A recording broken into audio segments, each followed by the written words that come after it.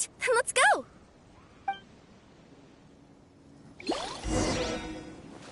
I've delivered packages all over, but I've never seen a mysterious fairy tale world like this before.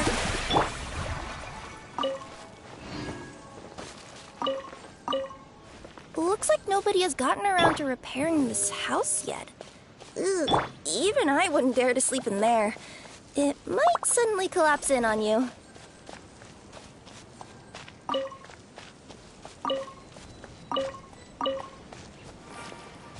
Nothing to see here either. Maybe we can find someone to ask? Aha! Over there! I bet we'll find some people there. Let's go take a look.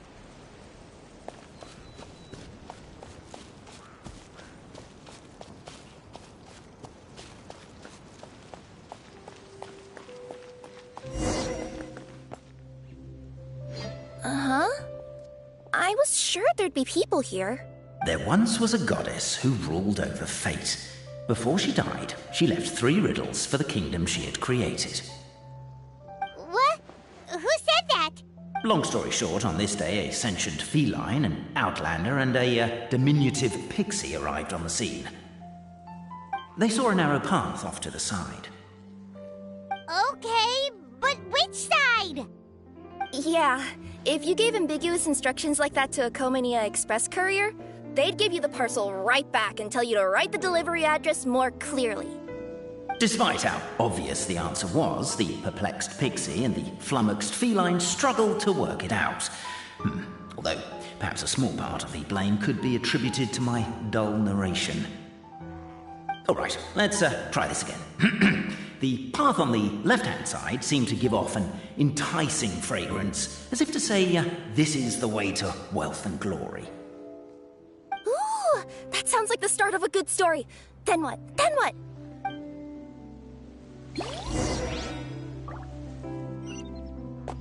At the end of the path, the motley crew would soon spot a secret stone room. A prophecy had once foretold of a marquis who shall one day venture inside, and thus it is named the future marquis's abode to be. You like it? Are you sure you don't want to hear the rest? I'll keep this brief. Firstly, the place ahead of you is a secret room whose purpose, per the legends, is to await the arrival of a certain marquis.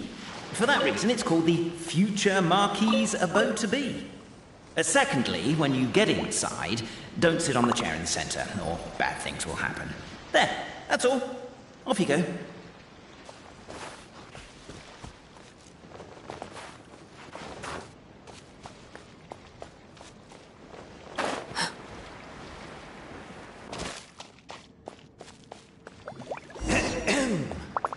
So many summers, winters, springs, and falls, and now at last a hero hither strides. This realm knows not what lies beyond its walls. Its secrets mystify the world outside. Wait, new voices. Who are they?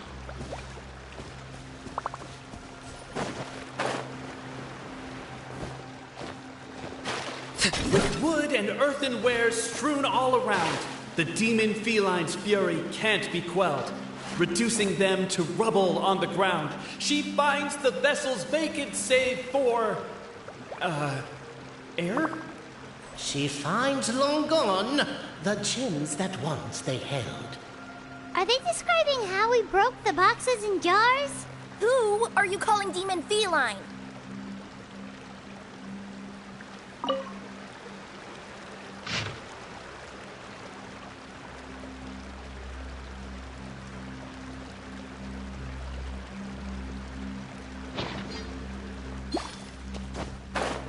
Captivated by the epic poetry and enthralled by the outstanding storytelling, the Outlanders knew what their next objective was.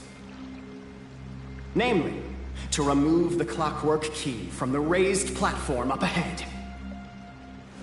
Cafe, I just realized you said we all had to speak like bards, but every time you open up your mouth, I don't hear any rhymes. Yeah, I noticed that too. It's one standard for us and another for you. That's not fair, Cafe.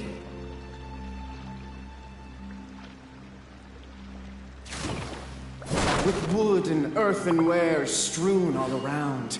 The demon feline's fury can't be quelled, reducing them to rubble on the ground. Perhaps the Outlanders are worried that something drastic will happen the moment they remove it. Maybe that's why they're investigating the area thoroughly first. Can't fault them for that. I'm wondering if we can take advantage of this downtime to discuss whether we really need to keep this up. Oh, if you guys don't want to put on a voice and speak in verse, be my guest. Just don't blame me for your own poetic incompetence.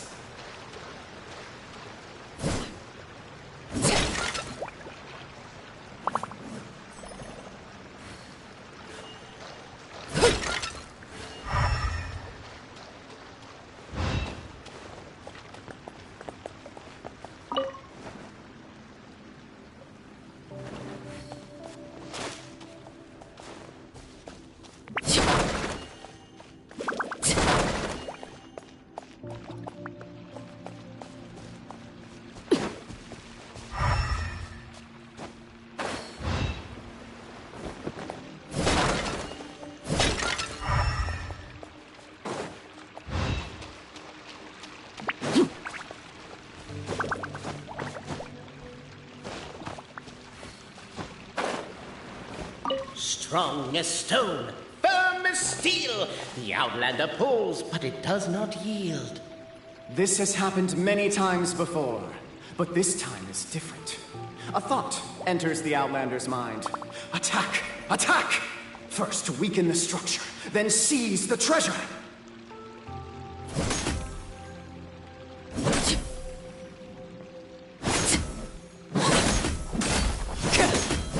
The attack now over. Only one final step remains. Now it is the time to seize the key. Yes! Finally! Come on, move your butts! And your lights, assuming they're still in working order. It's showtime! No hard feelings about your lack of poetic contributions? Oh, let it go!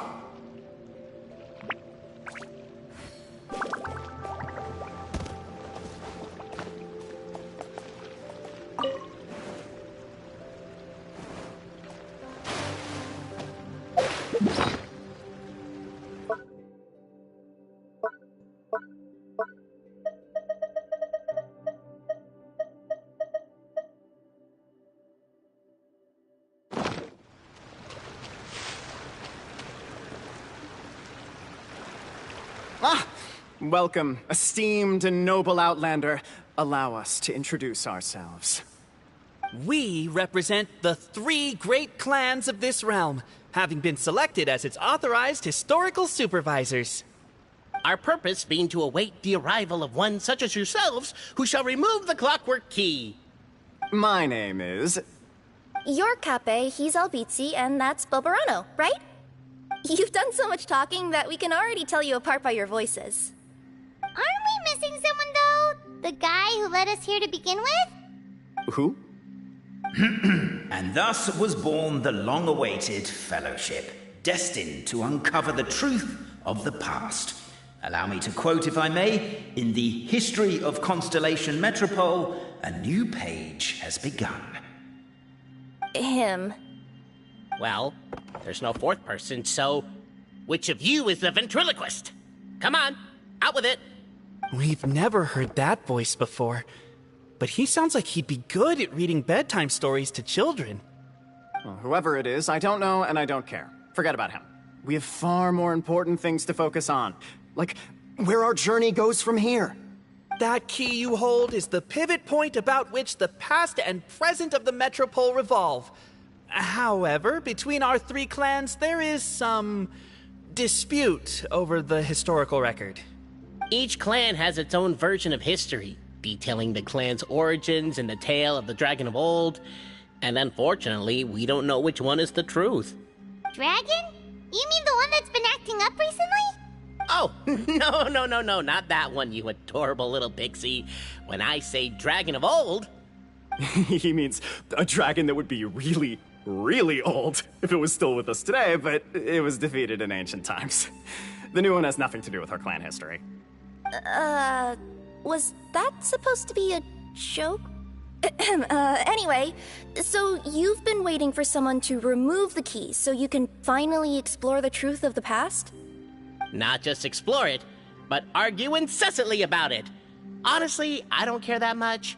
Cape's the one who's always bothering us about it. What we need to figure out is who resolved the dragon crisis. We have to know that before we can decide which is the supreme clan. The moment you removed the key from where it was lodged, you became the honorary Marquis.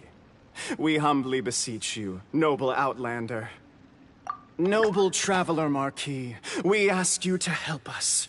You and your talking Puss in Boots and the pale floating pixie. Puss in Boots? Are you serious? It's better than demon feline, but still. Embrace it, my friend, embrace it. Most cats don't wear boots or speak, do they? I'm not even a cat, I'm a Nekomata. Now that you know the word, I expect you to use it.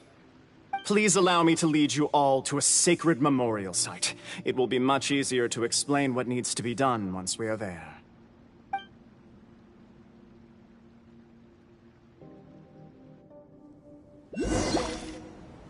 This place is sacred to my clan. It's where our brave forefathers once took up arms against the dragon of old. After a bitter battle that dragged on for many days and nights, finally, our forefathers fought the dragon into submission, and it fled. They took turns, though. Some forefathers worked the day shift, while others worked the night shift. So they say. It's just a legend, though. Wait a second? Did I just hear you admit that your clan's history is just a legend? History, legend, who cares? My clan was definitely courageous, that's the point. That's the truth. And isn't the truth what we've all been arguing about non-stop for all these years? Cape's words gave the traveler food for thought. Could it be that the truth in a fictional world is equivalent to fiction in the real world? But that would have to wait. Apparently, Cape was not alone in his pilgrimage to this sacred site. Unwanted company had arrived.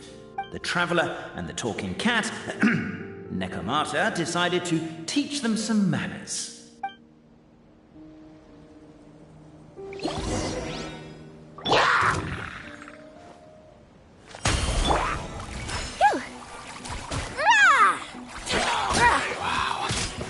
True display of heroism and valor. It was as if the spirits of my ancestors were fighting through you.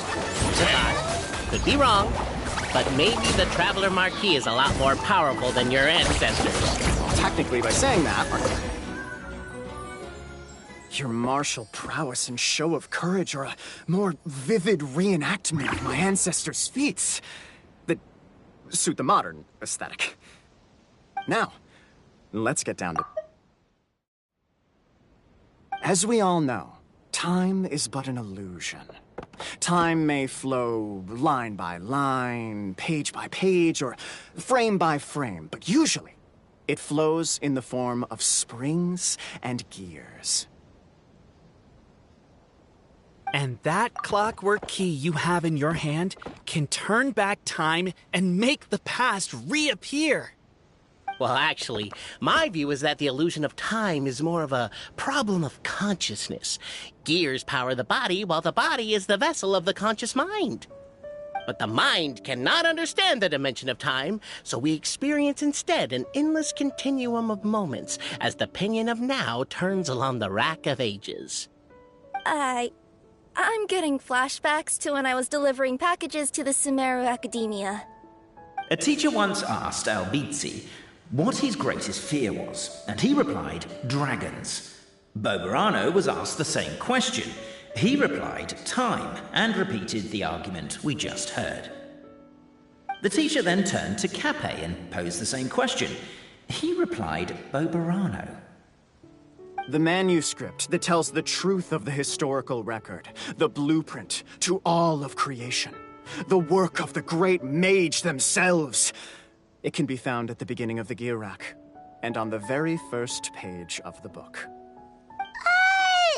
Paimon didn't follow all that, but basically, you're just saying that we need to put the key in and turn it all the way back? Exactly.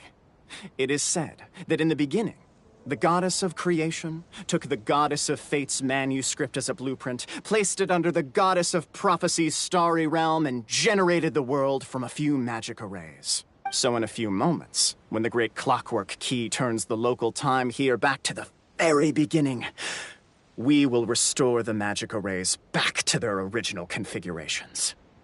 Hold on, isn't stealing part of the blueprint of creation a little dangerous? Also, how are we supposed to know the original configurations of the magic arrays?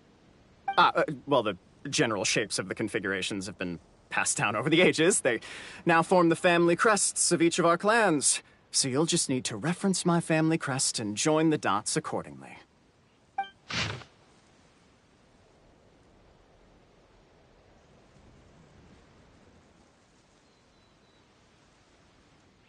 To address your other concern, when the house has already been built, do you really think that taking away the construction crew and blueprint will cause it to collapse? The Traveler Marquis prepares to insert the great clockwork key into the nearby keyhole.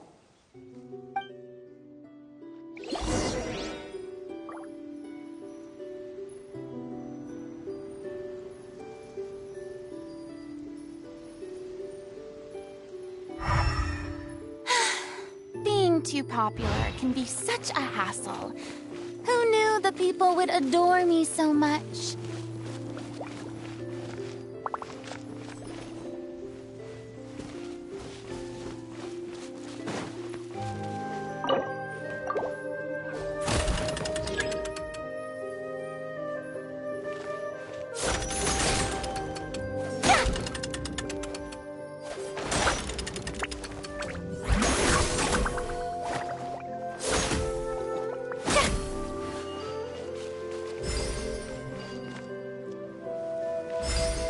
I guess we should start here?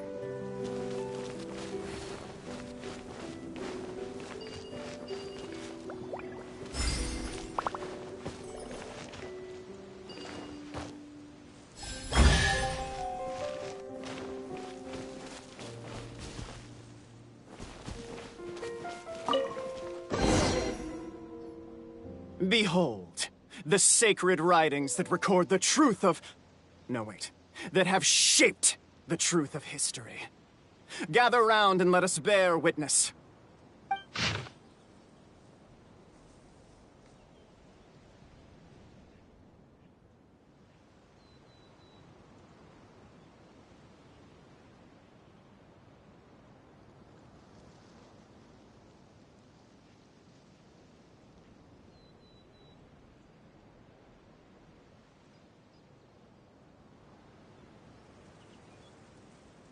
Feast your eyes, rejoice, and cheer, for this is the unquestionable truth. Look at the signature. Nobody is capable of forging that. I don't believe it. So, all along, our histories have been false? Don't lose heart, Albizzi. It does not follow from his is true that ours are false. That might be the most bogus logic I've ever heard. But keep up the mental gymnastics, Boberano. I've been waiting for that look of jealousy on your face my whole life, and I'm gonna savor it. And yet, it seemed that this conundrum could indeed have more than one solution. Everyone agreed that there may be more than one truth. The party decided to visit the sacred sites of the other clans and see what their documents had to say. Isn't a narrator supposed to remain detached and objective? It feels like you're forcing a narrative agenda on us here. Well, whatever. I'm in a good mood. Let's do it. The instructions say to repeat the process 3 times, and besides, I'm looking forward to watching you both be sorely disappointed. Let's do my clan next. I'll lead the way. We'll need the key again, right? Let me see if I can pull it out. Yoink!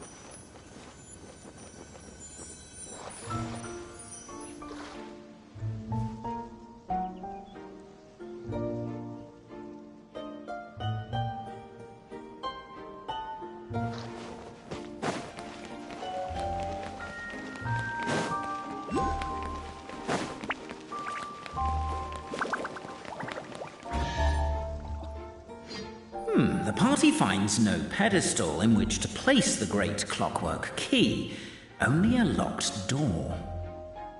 Where's your clan's pedestal? Oh, let me guess, you hid it away in advance to save yourself the embarrassment of having it exposed as a fake? You done? Okay. Now, since my clan's main claim to fame is... Misinformation, half-truths, and fabrication. Ah, shut up, Cape. Shut up, Cape. I swear, if I wind up dead one day, the murderer was Bobarano. Let those be my last words. My clan's claim to fame is that we outwitted the dragon of old and stole its treasure. Ergo, all articles of value that we own, including the pedestal for the clockwork key, lie behind that door. So, next step is open the door? Almost. There's one step before that. The door is protected by a smart interrogation system. We have to answer its questions, and if we get them wrong, we will alert law enforcement. Jeez. Well, do you at least know the answers? The correction fluid of time has dyed white the pages of the Book of Wisdom. No, I don't know the answers. But worry not. I had a quick word with the constabulary in advance. They'll ignore the alarm if we get the questions wrong, so answer without fear.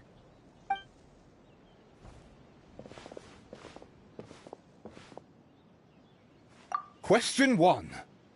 Who is it?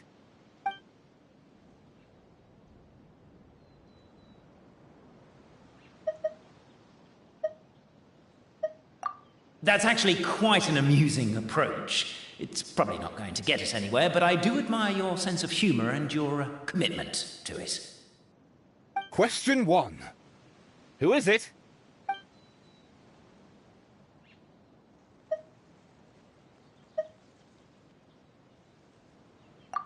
Ah, what an ingenious idea.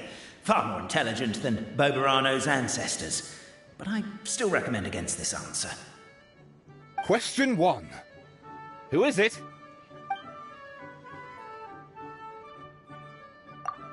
The great yokai, Nekomata in boots. And the trusty travel guide, Pixie! Travel guide. Trusty travel guide! Question 2. By which virtue did the ancients defeat the dragon?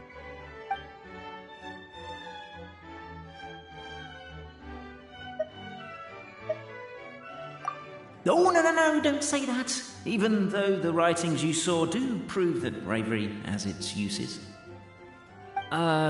You do realize we can hear everything you're saying, right? If you say it out loud, you'll only set those three off arguing again. Thinking it is fine, but please promise me you won't say it. Question 2. By which virtue did the ancients defeat the dragon?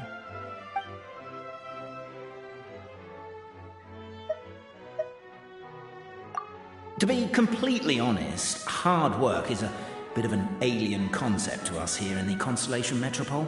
We have hardware and we have clockwork, but not hard work. Question 2. By which virtue did the ancients defeat the dragon?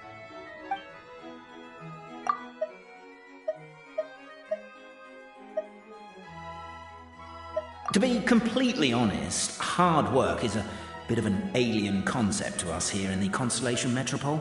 We have hardware and we have clockwork, but not hard work. If this is the right answer, I swear I'll... Correct! What? A barefaced lie. So low. Question 3. Which is more real? the fiction of the outside world, or the truth of this world?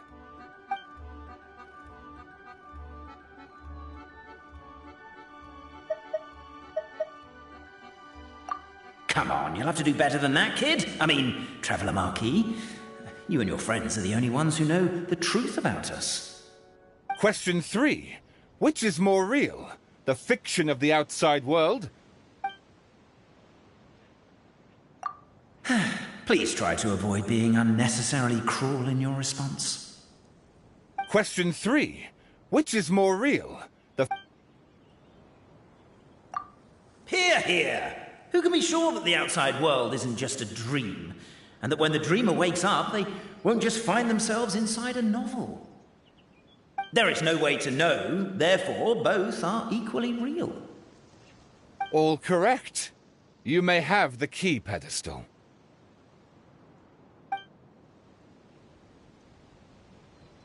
Traveler Marquis, you know what must be done. Please insert the great clockwork key. Oh, and this is my family crest.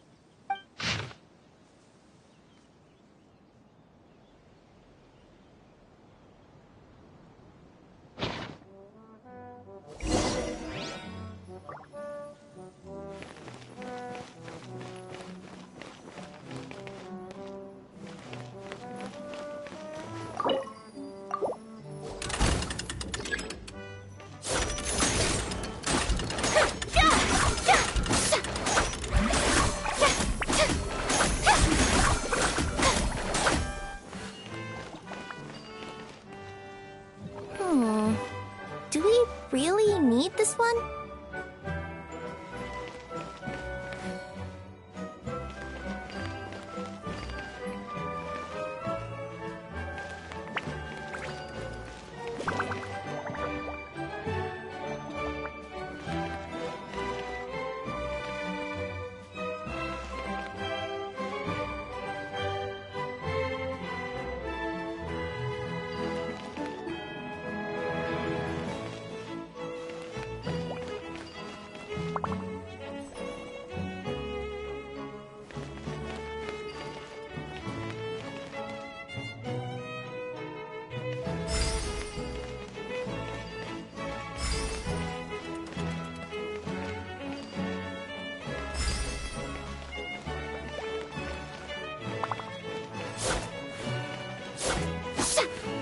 The Traveller Marquis draws a design that is practical and aesthetically pleasing in equal measure.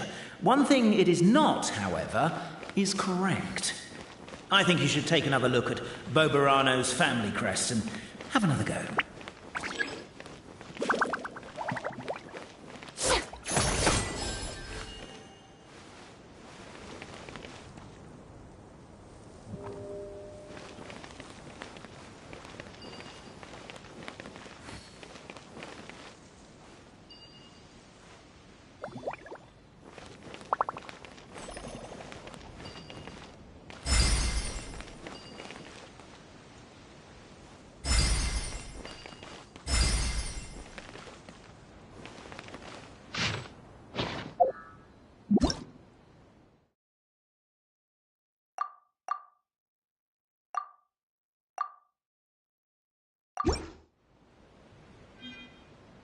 Are you, gonna try again? Etiquette. I'm happy to teach you.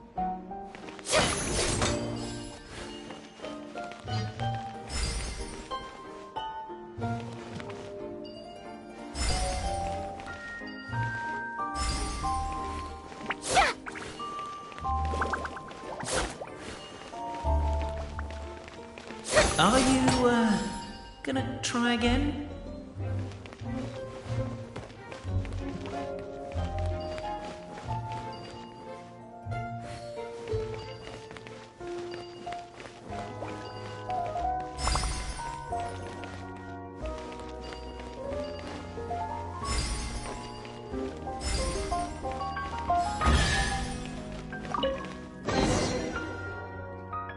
Now, let me see what What elaborate fiction the Clan of Wisdom was able to conjure up. If anyone's listening, I would like to submit these as my last words. I surrender. I'm the one who murdered Tappy.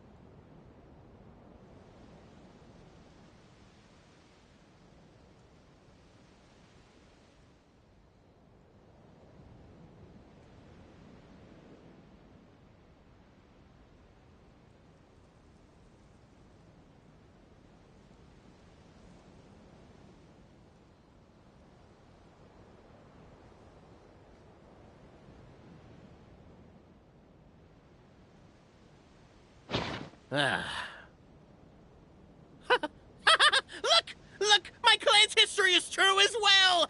There's that same unforgeable signature again, right here! What? Oh, does this mean that my clan is the only odd one out? Given that my clan's wisdom is such a subject of ridicule in your eyes, I will now appeal to my own personal intelligence, which I believe far surpasses that of my clan at large, and make a prediction. It seems likely that the claims made by each of our clans regarding their history and virtue are all true. Boberano? How can that be? Oh, I get what's going on. Once, when I was drinking with Gujiyai, she bet me a round of dried fish that I couldn't guess which cup the umeboshi was under. Whichever one I guessed, I was always wrong, and Gujiyai would lift a different cup to reveal the umeboshi. But then, I learned later from one of the shrine maidens, Miyuki, that all of the cups had an umeboshi under them. Just goes to show, I still got a long way to go before I become a great yokai. Oh, don't mind Fox Lady. That's just her way of teasing you. Actually, that reminds me. We can now open these 3 treasure chests. And unlike the guessing game you mentioned, this one's not a trick. Cool. Well, once you've plundered the last of Boberano's family wealth, we can go to my clan's place. Guess I'll take the clockwork key again then. Yoink! Oh, brilliant!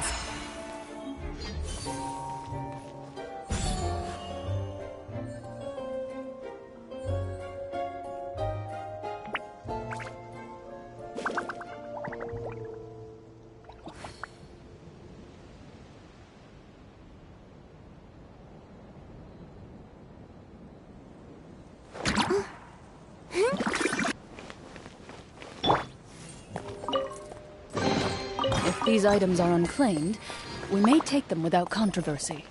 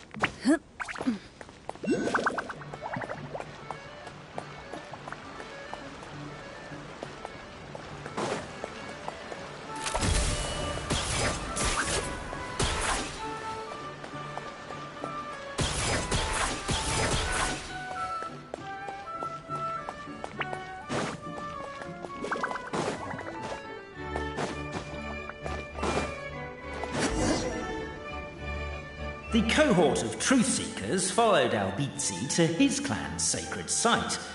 They arrived to the site of a giant guard towering over them. Up ahead is my clan's gigantified guard. He can be a little pig-headed, and he's incredibly strong. Your weapons won't even scratch him. Wait, but wasn't Kappe's clan the one that's all about strength? So, what do you guys believe in then? Oh, the guard is one of Kappe's people. Size is a coveted trait in the clan of strength, after all. Mine is the clan of empathy, and our key contribution is growth serum.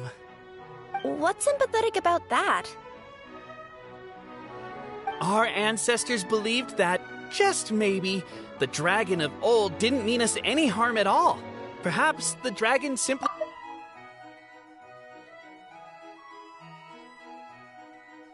Our ancestors believed that, just maybe, the dragon of old didn't mean us any harm at all. Perhaps the dragon simply didn't notice us, since we are so very tiny. So, they drank the growth serum and grew even larger than the dragon. Then, they set the dragon down, calmly explained their perspective, and eventually taught it how to empathize.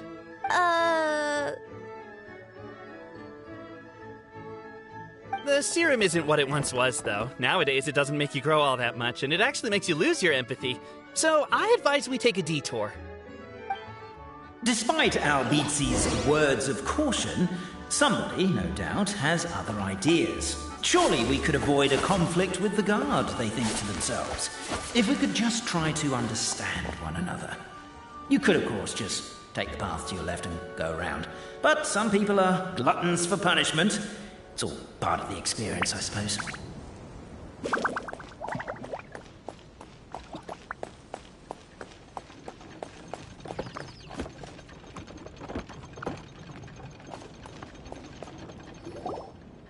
Everyone, I have returned.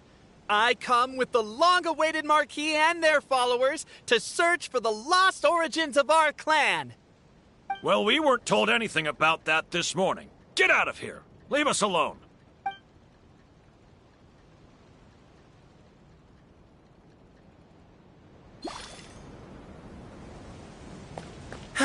You and Albizzi only wanted to strike up a conversation with the guard. But since greeting you wasn't one of the items included in today's schedule, the relationship quickly soured. If you're just looking for a way in, why not consider taking the path on your left?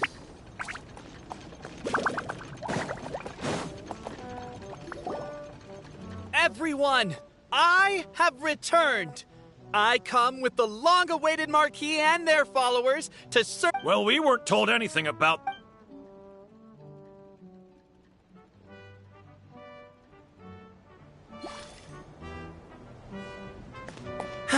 You and Albizzi only wanted to strike up a conversation with the guard. But since greeting you wasn't one of the items included in today's schedule, the relationship quickly soured. If you're just looking for a way in... Why is my own clan treating me like a villain? You've been away too long. We all have. Feels like we've been waiting forever.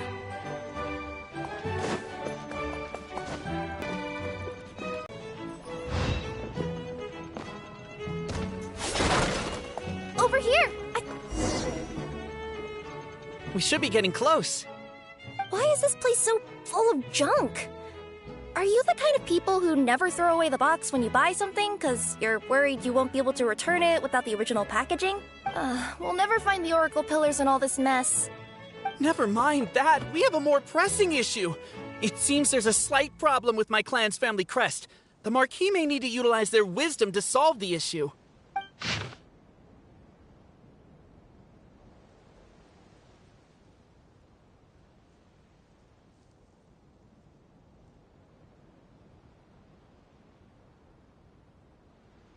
Wisdom too, huh?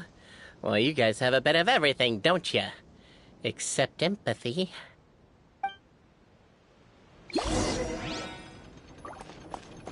Yes! Keep the noise down! We don't want to alert the guard.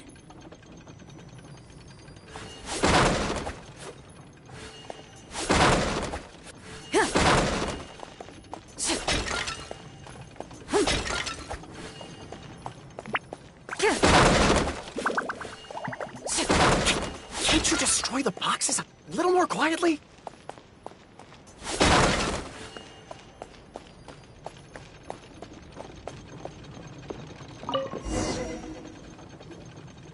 This is the guard's headquarters.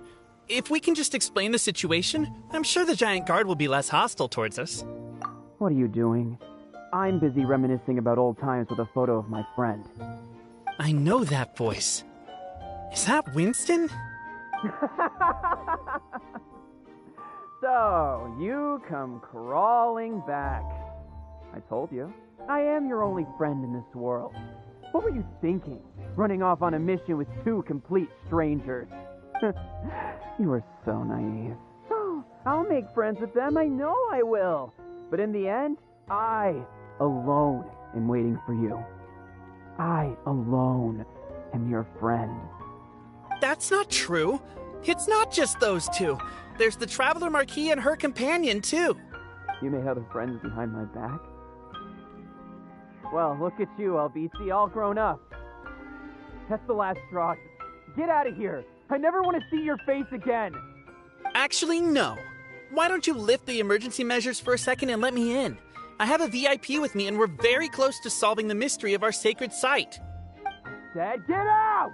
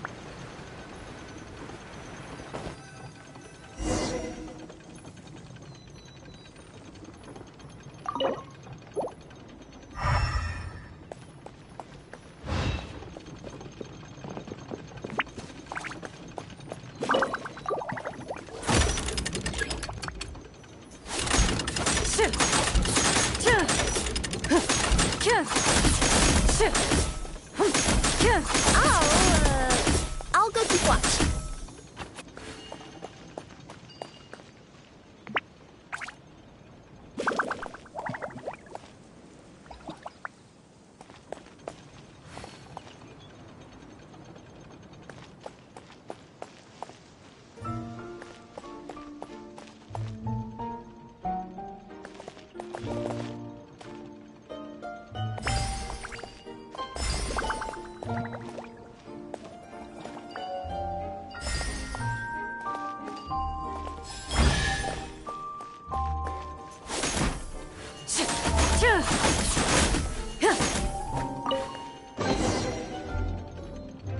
This is the last one.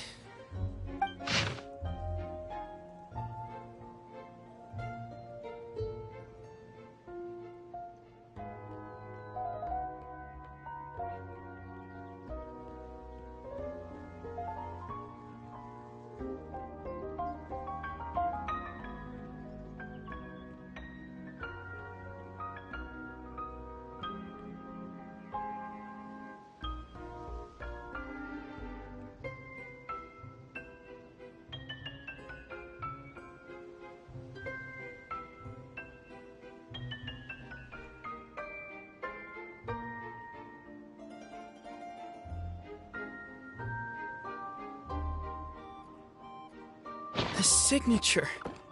So it's true. Empathy is one of the founding virtues of Constellation Metropole, too. Just as we suspected, all three are the truth. Okay. Well, this is a lot to process.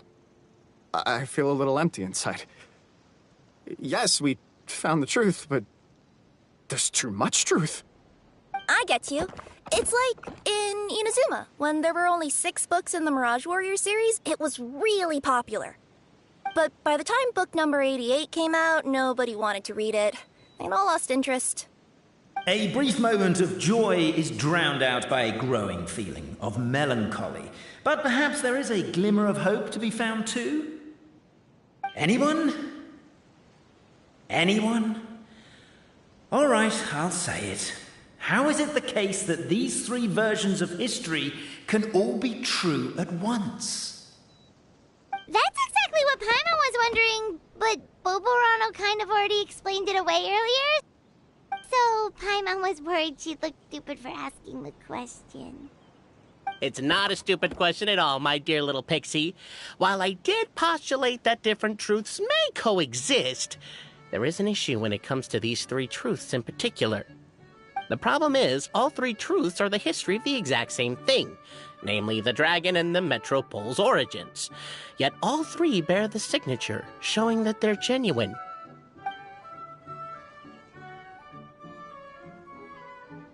Suddenly, the sound of a bell rings out.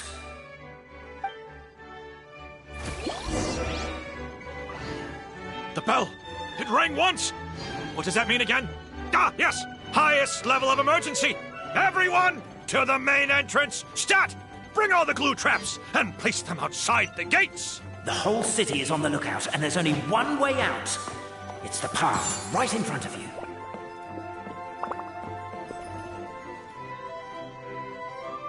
Why'd they ring the bell anyway? Also, why is one ring the highest level of emergency? Obviously because you have to respond fast when it's an emergency. It'd be a bit too late if they waited till the 99th ring.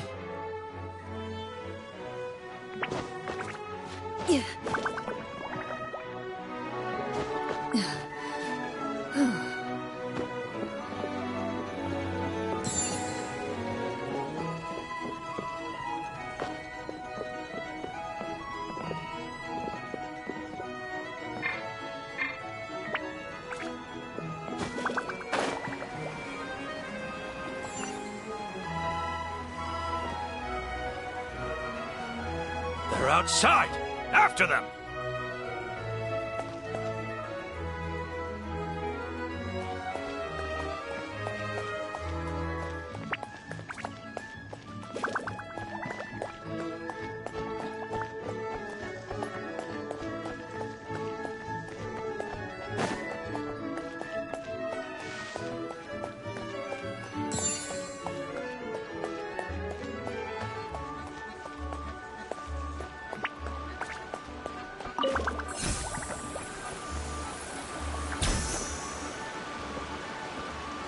Any further and we'll be outside our jurisdiction. I think we've pursued them far enough to earn a salary from the Empathy Clan. Come on, let's head back.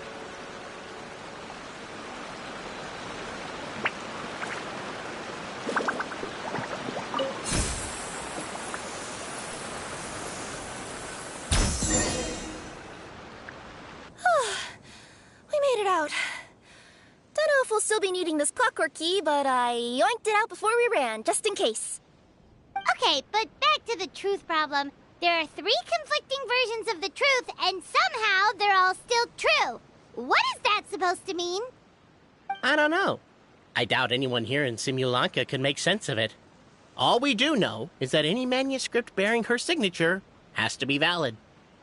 Well, she is the goddess of fate, the creator of all this. And all these manuscripts are her grand design.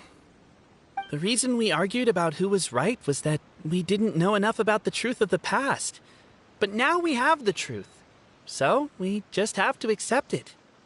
As surely as we will follow the clockwork path designed for us, so is this the course that history has taken.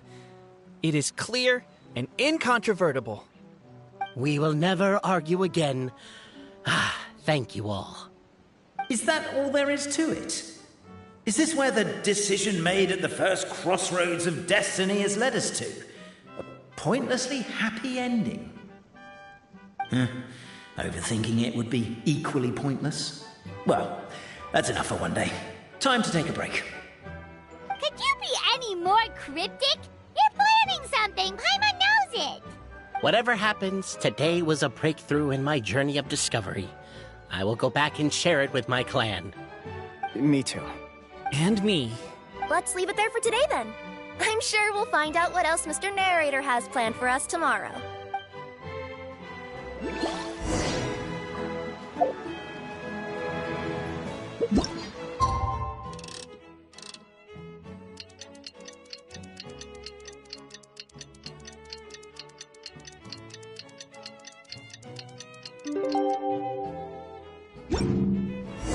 What was a beautiful day, thought the traveller, before she was overcome by a creeping sense of foreboding. The voice in her head grew louder. Must go to Pendulum Lane.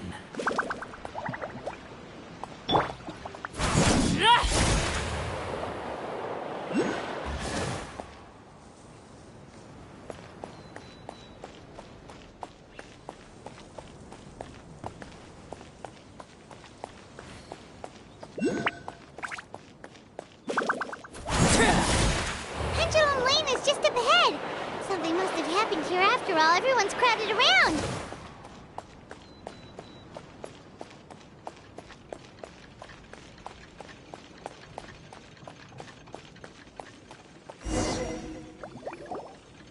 Oh my god, this is terrible! I don't understand. The three great clans of Constellation Metropole have finally made peace with each other. Who could have done this? What happened? Oh no, someone's lying on the ground. Cappe! How did this happen? Cappe, you idiot! Wake up! You need to revise your last words or everyone's gonna start suspecting me! Last words? What did he say? If I wind up dead one day, the murderer was Boberano. Ugh, you could have at least pretended to not remember it. I'm sorry, Boberano, but this is an interrogation. I have to give the detective straight answers. Don't worry, Boberano. I don't consider you a suspect, nor do I have the authority to charge anyone with a crime. So, are you the last people to have had contact with him? My sincere condolences. You were travel companions, right? It's a real tragedy. I'm afraid he'll be out cold for another hour and a half, at least. Huh? Yeah, I know. It's despicable. Hitting someone in the back of the head is the second worst act of cruelty there is. The first being replacing their gear oil with extra strong glue.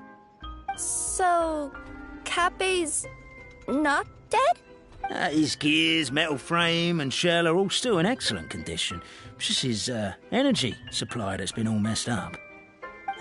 Wait. But surely you can't be suggesting that just because Cappe isn't broken, there's no need to go looking for the culprit. No! There's a need! Huge need! Unfortunately, this is rapidly turning into a cold case. There's no evidence and no witnesses. Unless there's an official clockwork pedestal or the goddess of prophecy around here somewhere.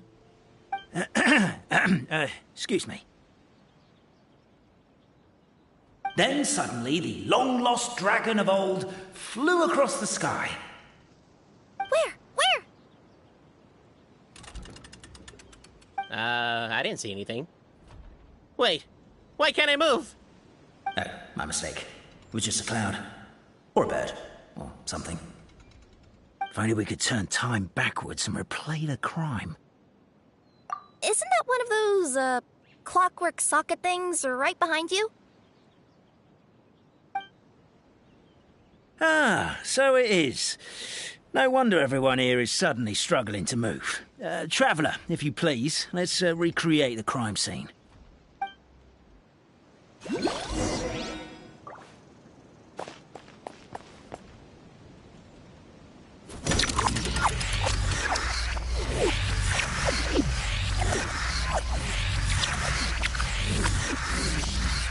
crime scene's too chaotic. I can't make heads or tails of it.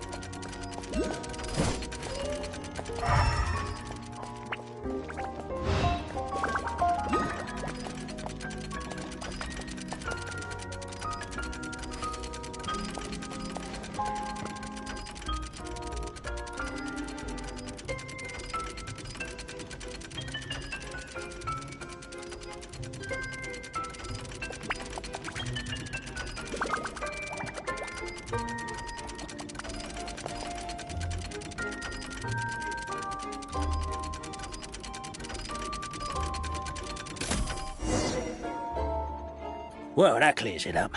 Cappe was walking along the street, and he suddenly collapsed. He was faking it. What? So case closed? Aren't you supposed to investigate a little more first?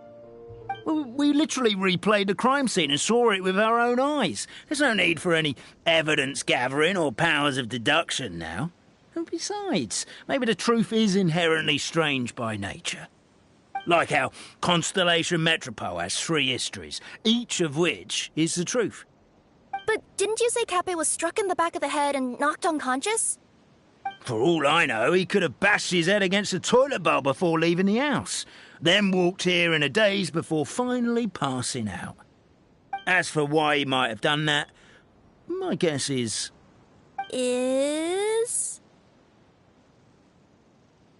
With the Supreme Clan question left unanswered and the tension in Constellation Metropole suddenly wiped away, he was looking to create a new source of conflict.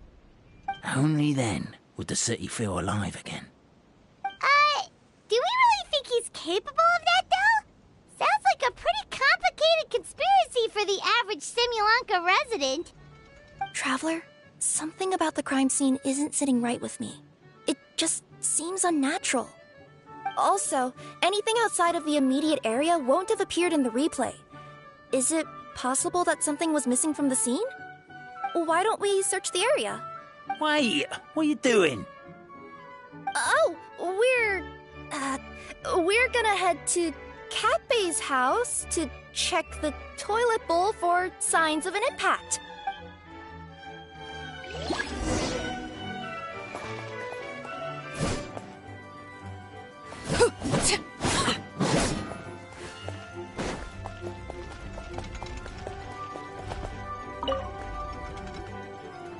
You're not from these parts, are you? Just visiting? Yep, that's right. Why? What's up? Ah, well, I was gonna offer you a great job in the Titanium mines. A safe and secure working environment. Doesn't sound very safe. At least not as safe as being a courier. To keep the Titanium ore intact, we use specially designed pickaxes that can't cut through it. Even if you struck a person with it, it wouldn't so much as leave a scratch. And in terms of labor intensity, the work has been rated as Class 2 physical labor by a reputable organization. Even cats can do it. I'm not... Never mind. I give up. Welcome to Paimon's world. Mind you, I don't know what happened today, but somehow a pickaxe has gone missing. Maybe one of the giant guards broke it down, so someone took it to perform a rapid resuscitation procedure. Sounds pretty brutal for a first aid technique. Still, a missing pickaxe. Huh. Is it just me, Traveler, or does it seem kinda suspicious?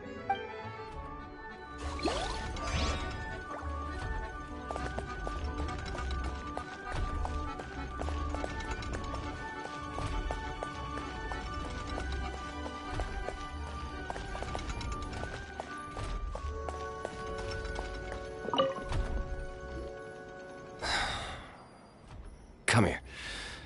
Whatever it is you were looking to buy, please do come back tomorrow. It's just, I have to close early today. A bottle of growth serum has gone missing. If someone's stolen it with the intention of harming others, the consequences could be disastrous. There's a whole investigation into it, so I gotta close the shop while I do an inventory count.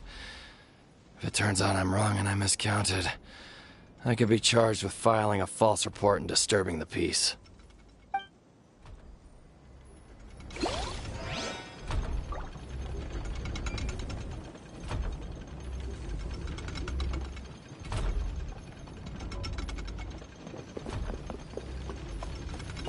There's a strange potion bottle here. Looks so weird. Let's take it.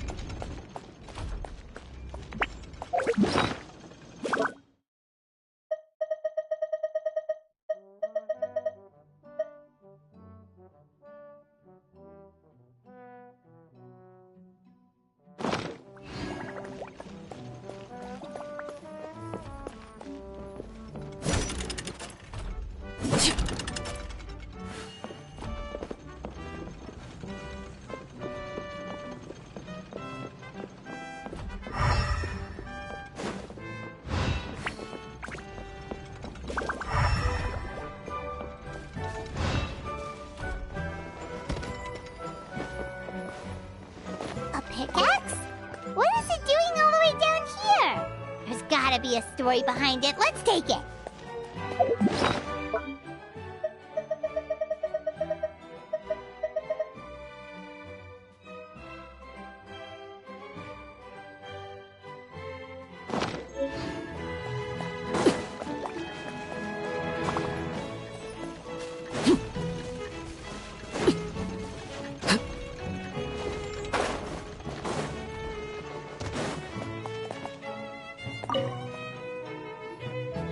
Hello there.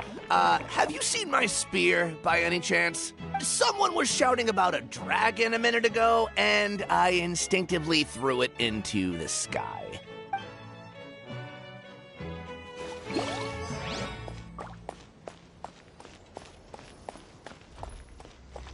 There's a spear here.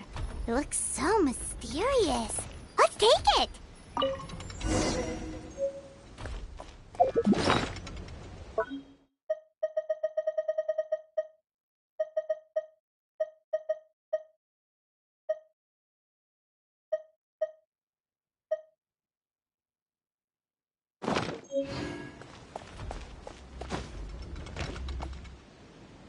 Let's say one of these was the weapon used in the assault. Which one do you think it is?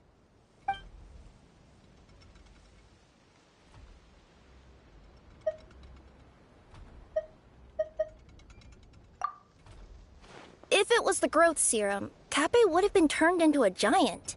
Also, the bottle probably would have shattered when it hit him. We would have seen the debris on the ground.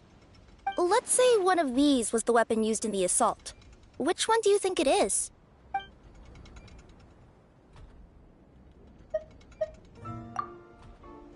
If so, there's no way his head would still be in such good shape. He'd have a big dent in the back. And if the guard is to be believed, he had the spear in his possession right up until that guy shouted about the dragon. Let's say one of these was the weapon used in the assault. Which one do you think it is? If it was the pickaxe, Kappe sure is lucky it's not still lodged in his head.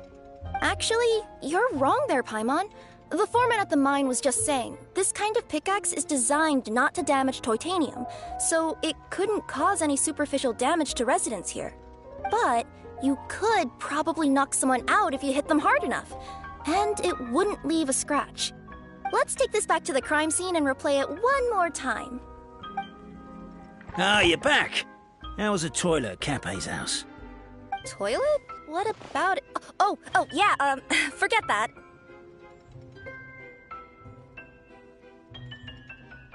What's this about? What are you trying to say? We thought the way Kappe fell looked odd, so we searched the area for suspicious items and found this. It could have been deliberately placed out of range of the crime scene so it wouldn't show up when we replayed it.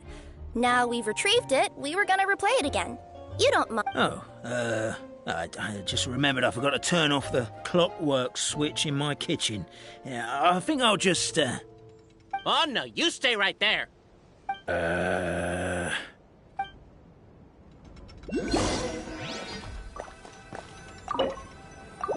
We should be good now.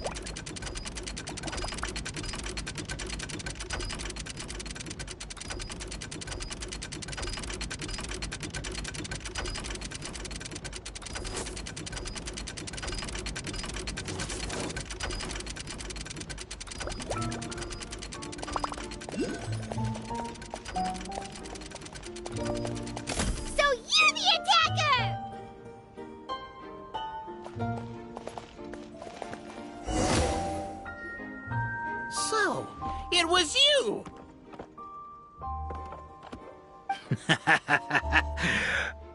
I would congratulate you for cracking the case, but since I did such an abysmal job of covering my tracks, didn't exactly have your work cut out for you.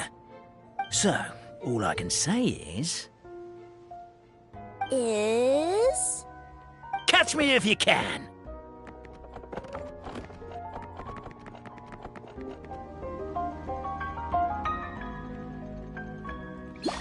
We have a runner! That's it! Let me at him! The would-be Marquis of Carabas dispatched the Necromartyr, who ran off in pursuit of the poor little minion.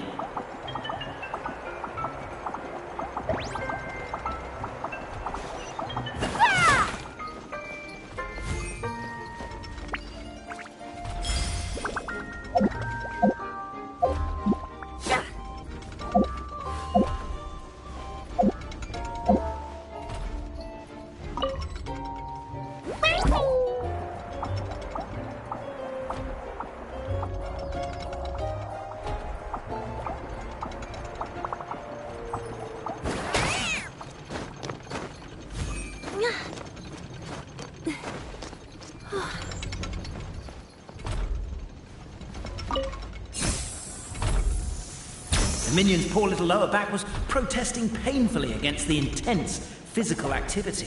He decided to take the elevator, giving him a moment to catch his breath.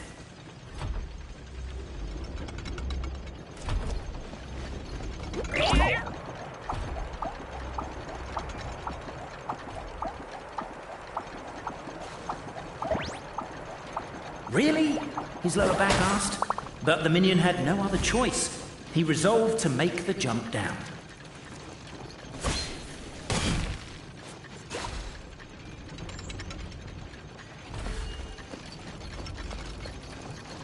By this point, the Necromartyr in boots was gasping for air. The minion was huffing and puffing, even more loudly.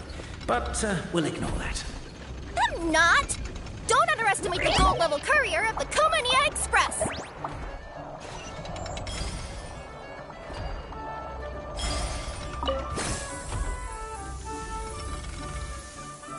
A characteristically catty response from the Necromartyr. Tell me, what do you hope to gain from bullying me? I get to let off some steam!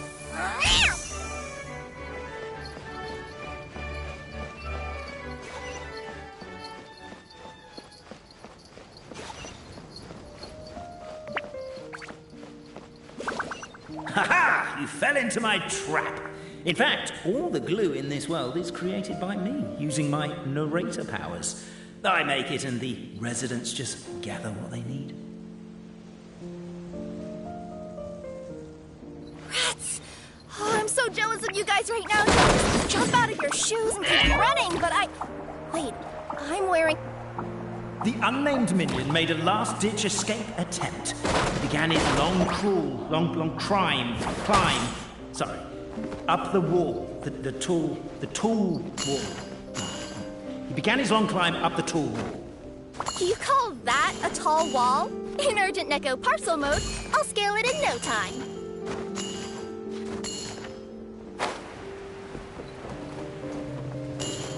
Ah!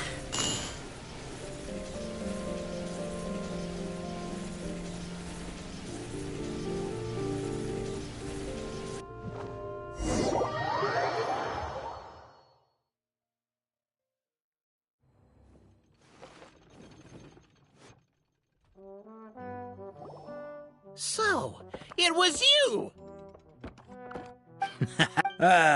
So...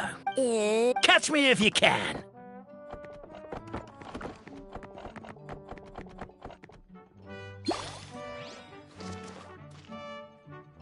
We have a runner! That's it! Let me at him! The would-be Marquis of Carabas dispatched the Necromartyr, who ran off in pursuit of the poor little minion.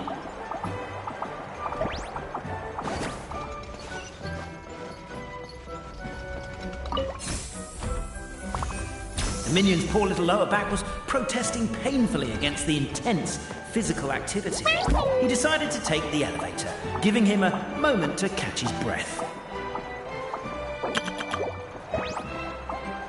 Really? His lower back asked. But the minion had no other choice. He resolved to make the jump down. By this point, the Necromata in boots was gasping for air. The minion was huffing and puffing, even more loudly. But we'll ignore that. I'm not! Don't underestimate the gold-level courier of the Komania Express! A characteristically catty response from the Necromata. Tell me, what do you hope to gain from bullying me? I get to let off some steam! Ha-ha! You fell into my trap. In fact, all the glue in this world is created by me, using my narrator powers. I make it and the residents just gather what they need. Rats! Oh, I'm so jealous of you guys right now. You can just jump out of your... The unnamed minion made a last-ditch escape attempt. He began his long climb, up the wall, the tall wall. He began his long climb up the tall wall.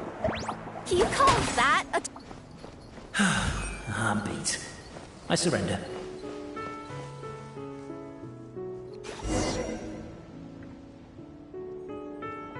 You've got nowhere left to run. All right. I confess. That was fast.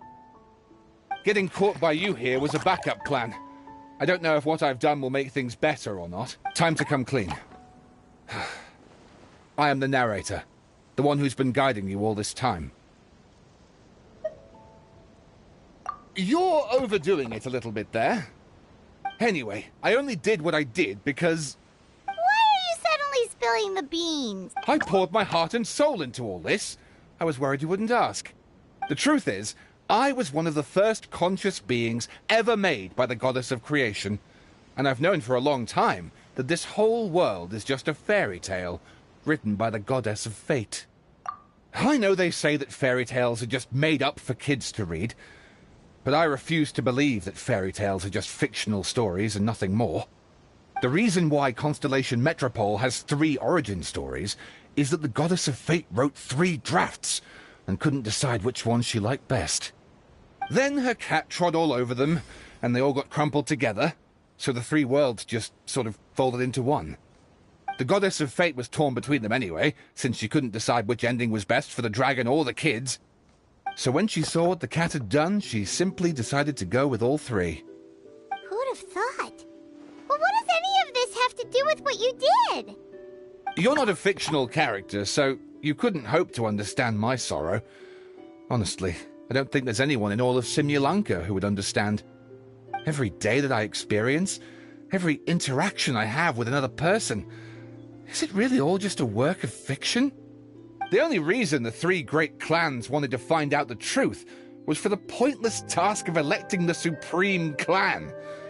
I thought that once they'd learned the truth, it might make them curious enough to investigate further. But as it turned out, they just accepted it and carried on living the same old lives. I have to motivate them to keep looking for answers now that they think they've learned the truth. I have to make them uncomfortable with the superficial explanation that they took at face value. And I have to figure out, once and for all, while you real people from the outside world are still here, are we real? Aww. That's my full confession. Time for you to take me back. I'm guessing I'll probably be forced to make a public apology, then sentenced to half a day in solitary confinement. I definitely deserve half a day. Oh, also, pass this message on to Cape, Bobarano, and Albizzi, if you could. The Great Clockwork Key was originally put in place jointly by the ancestors of the 3 clans. If the 3 of them had any ability to cooperate whatsoever, they'd have been able to remove it by themselves. Over all these years, not once have they ever tried removing it together. Oh, my poor child. There's one thing you've been mistaken about this whole time. Ah! Whose voice is that? Detective? Was that you? Your voice acting's actually pretty good. The reason fairy tales are suitable for children is that they help them to understand the world. Fairy tales may be works of fiction, but at their heart lies an internal logic that is undoubtedly real-world truth in a condensed form. Perhaps they simplify good and evil, and perhaps they hide the darkness in metaphors. But let there be no doubt. The world within fairy tales is as real as can be, and by extension, you and your compatriots are also real. Goddess! Is it really you?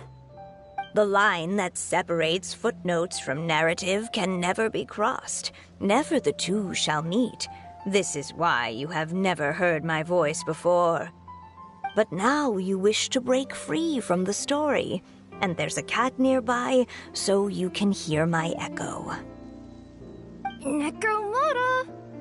Just your echo?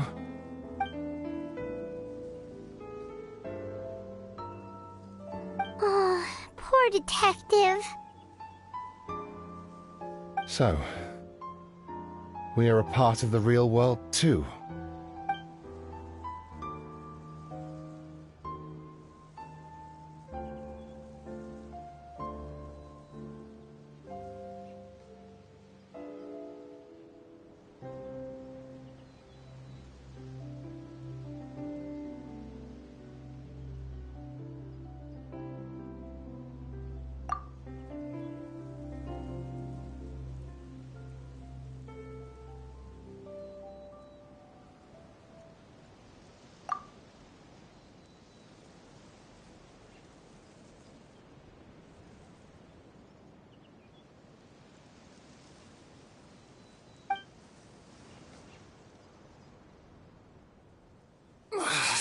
My head's spinning.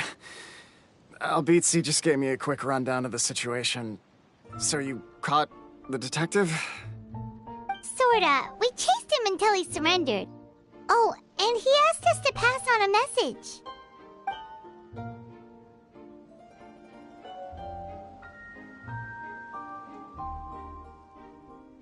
Does he really think we didn't try that? 'Cause we did, after 6 months in that place. That was my bad. I thought it was a stupid idea at the time, so I didn't really exert myself. I also sort of stopped trying after 3 years. You... Never mind. I'm partly to blame as well. On the second attempt, I just hugged the key and pretended like I was pulling as hard as I could. You guys are so lazy. My granny's neighbor's pet cat has nothing on you, and it spends all day, every day sunbathing. Anyway, you said you heard the voice of the Goddess of Fate at the end? That's amazing.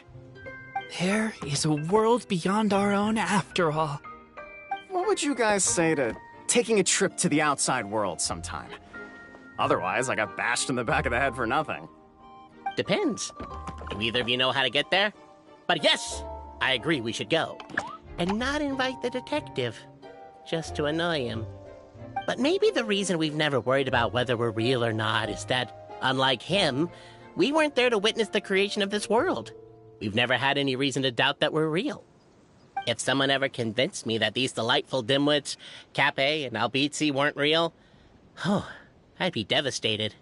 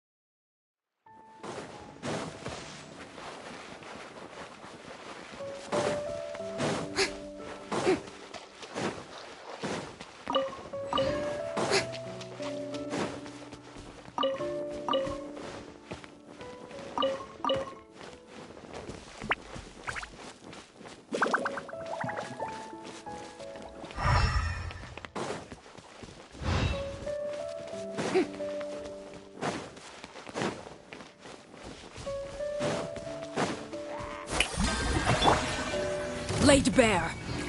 Witness my rise. Ready.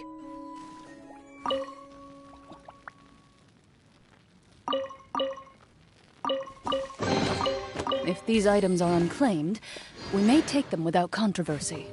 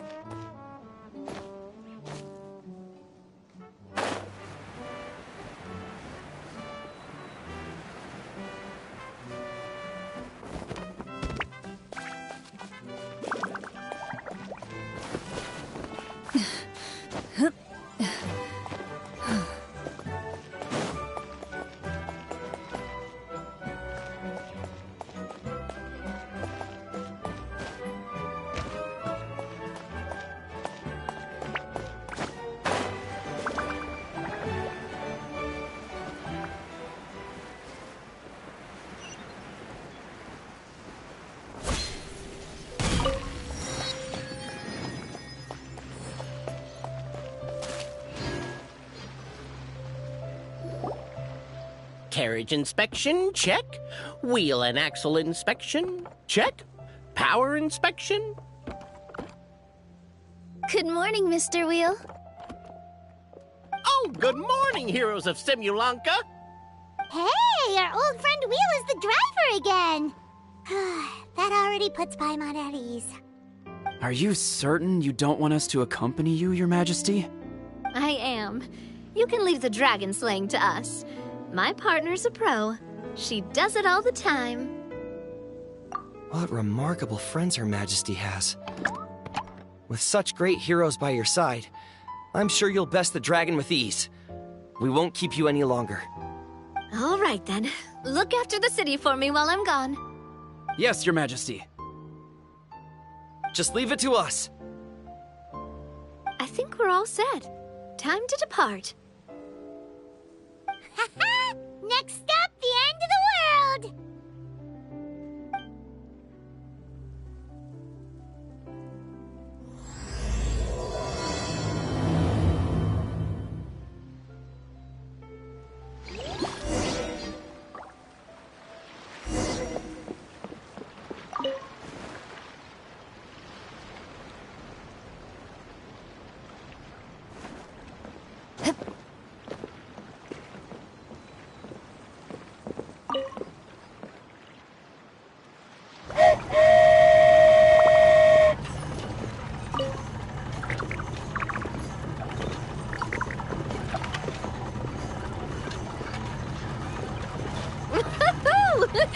So this is what it feels like to ride a toy train. Ooh, you're really easy to please, Navia.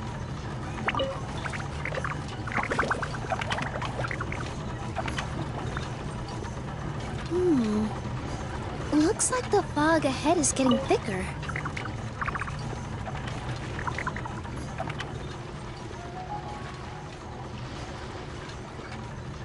Attention, passengers.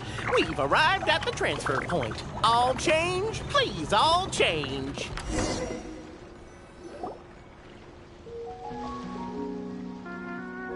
So we've got to switch trains, right? Huh? What's that? It looks like... Haley Churls, they've taken over that platform! Huh? What do we do? Just find somewhere to hide, Mr. Wheel. We'll take care of them.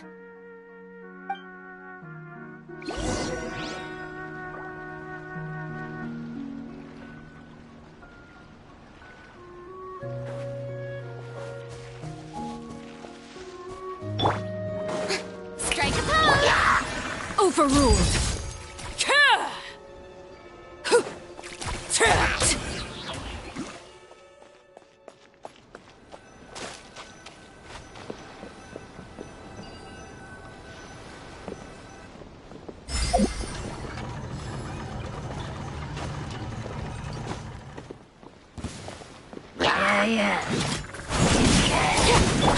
Loaded. Where evil lurks, shoot on sight.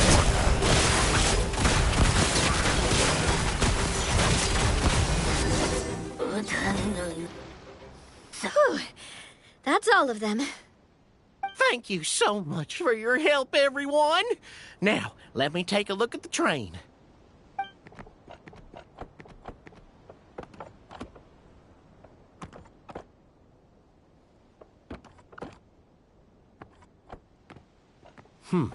The carriage is a little scratched up, but there doesn't seem to be any real damage. And the engine's still operating normally, so I think we're good to go. Wonderful. Let's keep going then.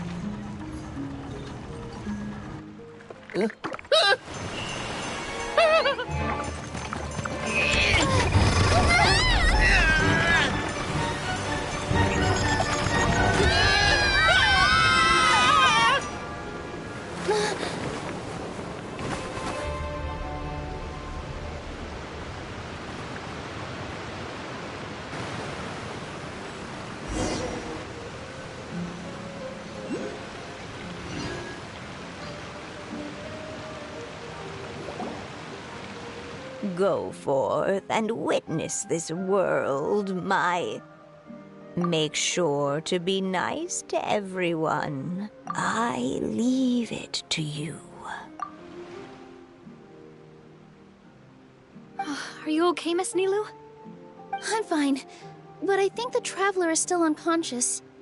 We're lucky this guy caught us on the way down.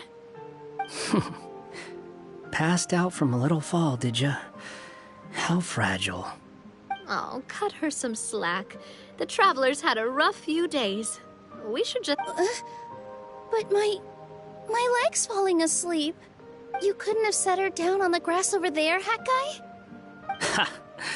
I go out of my way to save 4 people who fall out of the sky, and now you're nitpicking my choice of soft landing?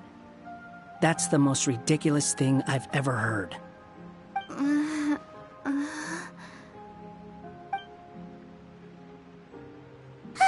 She's awake. Morning, sunshine. You were having a nice little dream there, weren't you? Not gonna lie, it was kind of adorable. You and your friends fell from the top of that waterfall, and you passed out along the way. Guess someone couldn't keep it together. Sorry to break it to you, but crashing into the ground doesn't take you to another world. That kind of thing only happens in those stupid light novels they sell in Inazuma. Also, he kind of, set you down in Nilu's lap, so that's where you've been napping all this time. Paimon!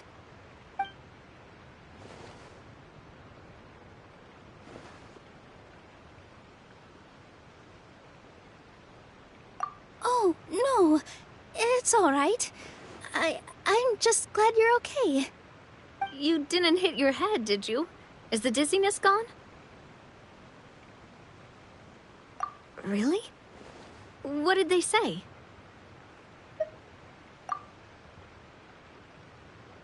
The fog you see around here can have a hallucinatory effect. Apparently, it's the work of that dragon. Maybe you inhaled some while you were freaking out on your way down. Traveler, Nilu, do you know this Hat Guy person? Oh yeah, he's a student at the Academia. We met during the last Inter-Darshan Championship. He was representing the Vahumana Darshan. Well then, hello there, friend. I'm Navia, the president of Spina di Rosula. It's very nice to meet you. So, should I just call you Hat Guy as well? Seems like that's what everyone's calling you. Sure. Whatever. Wait, Hat Guy. What's that sword around your waist? An unwelcome encumbrance, that's what. I've had it ever since I woke up here. Tried to toss it, but no matter what I do, it always reappears. Such a pain. Anyway, if any of you want the hero sword, you can have it. Wait, it's called what? The hero sword. Meant to be wielded by the hero. I know. Me of all people, right? The irony. What? You're the hero of this world? Will you calm down? It's just a dumb title. Oh, it's just that this entire time, we thought we were the heroes of the prophecy. Well, if it means that much to you, you're welcome to claim the title. That's not the point! The real question is, if you're the hero, then where the heck have you been all this time? Looking for a way out. I heard there's a boat in this area that can bring you to another world. So I came to investigate. But look at the state of things around here. The lighthouse collapsed. The boat won't budge. I say we try to find a different way out. Huh. Paimon's guessing a voice told you what you were supposed to do here. That's what happened with Navia and Nilu, at least. You expect me to take orders from some disembodied voice? Hey, wait, where are you going? To find the so-called source of this world's misfortune. The dragon responsible for this whole mess. Wait, We came here to fight the dragon as well. Why don't we go together? Grab that dragon scale over there before you leave. It'll come in handy later. A dragon scale? Where? How did you know about it? What's it for? And... Have you ever considered keeping your questions to yourself? Because if you actually expect me to answer them all, we'll be here until the next Interdarshan Championship. You little... Paimon thought you might have learned some manners by now, but clearly not!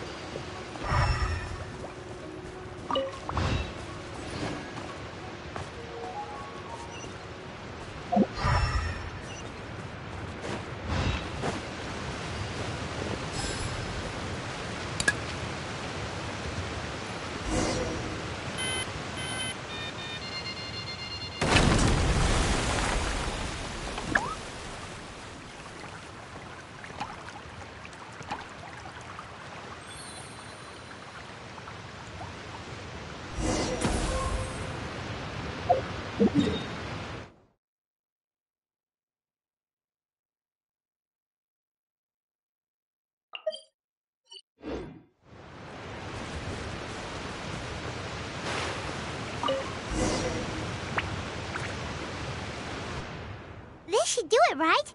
Wow, this scale is amazing! It turns everything it touches into something hard, almost like a toy block! It doesn't seem to work on us, though. It spews out poison and transmutes everything it touches. Huh. No wonder they call it the evil dragon. Your Majesty, Madam Very Brave Hero! What are you looking at me for? He's obviously talking to you. Mr. Wheel, you didn't get hurt when we fell, did you? Oh, not at all. Thankfully, the young man in the hat was kind enough to lend me a hand. There seems to be a village over here. Some of the residents used to work in the titanium mines, and some came to fight the dragon, then got stuck here. I see. I'm glad they're all safe and sound. I can try to use my magic to fold a boat to bring everyone back. Oh, I'll help too. Still, I think we need to take care of the dragon first. We don't want it to start causing trouble when we're trying to load people onto the ship. Apparently, the villagers often see the dragon fly into a space behind the waterfall. They think that's the location of its lair. Then we should look around and try to find a way in. I'll wait here for your triumphant return. Your Majesty, brave heroes, please be careful.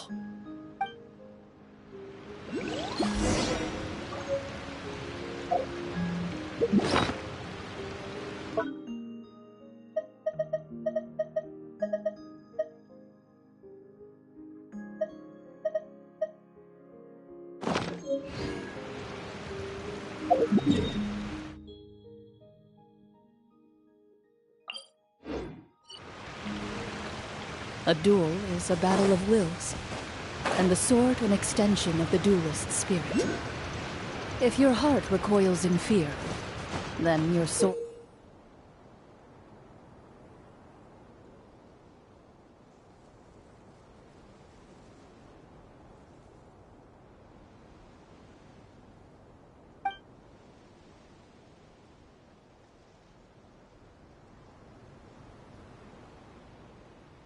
may as well be in its scabbard, because you will not wield it effectively against your foe.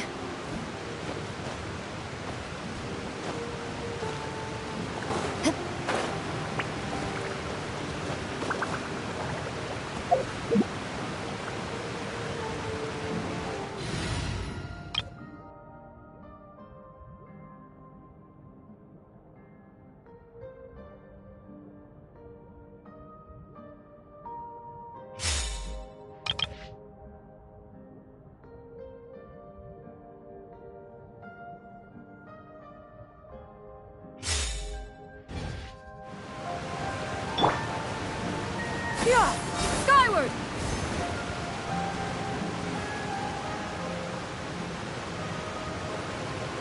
Well, we made it! But with the force of this waterfall, there's no way we're getting through! Quick, take out the dragon scale. Wait, but... No. Paimon doesn't need to ask you anything. The dragon scale can turn anything it touches into toy blocks, so... Aha! You want to use it to block off the water! See? Paimon can figure things out all on her own.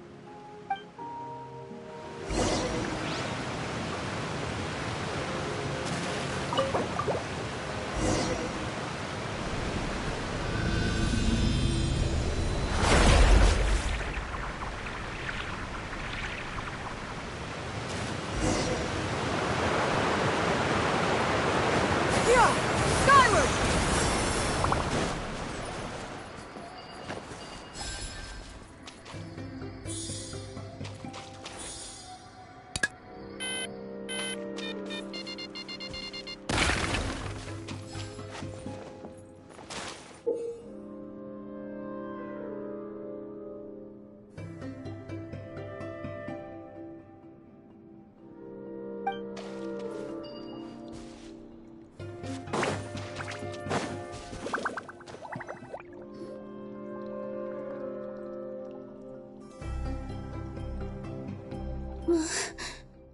What's wrong, Milu? Oh, nothing. It's... Guess this is the dragon's lair after all. Huh? When did you put your hat on? Well, we're getting ready to fight, aren't we? I feel more comfortable in my regular outfit. Hat Guy also put away that sword around his waist. Should have never had to use this thing to begin with. Do you need to do anything to prepare, Traveler? Paimon's getting kind of nervous seeing everyone else serious like this.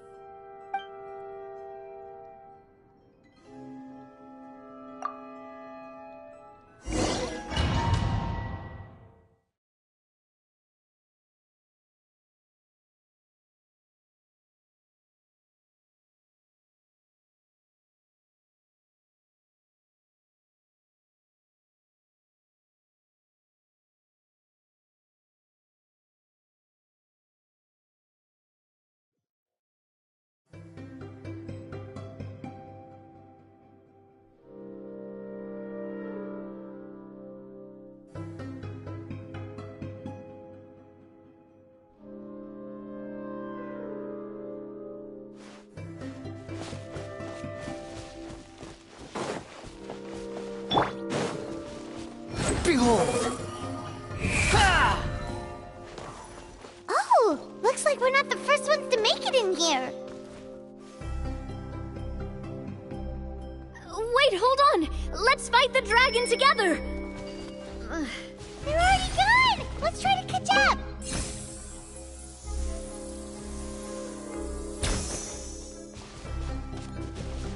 Ooh, what's that sound? Is it an earthquake? Where'd they go? Reckless idiots.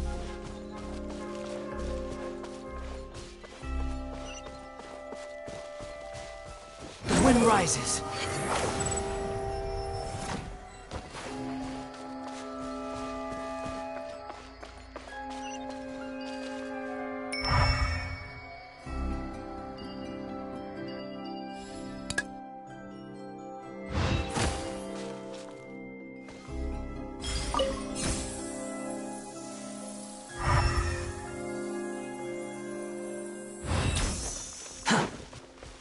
Squall Fury. Ha-ha!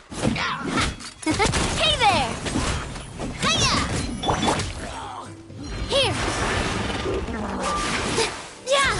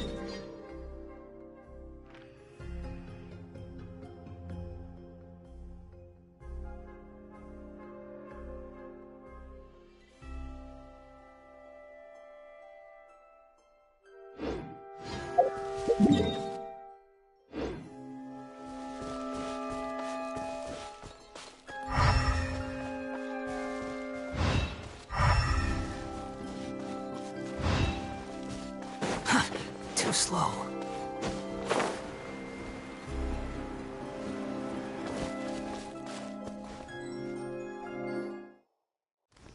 Huh. This space is completely empty. My mom bets this is where the dragon sleeps. Watch out in front! It's coming!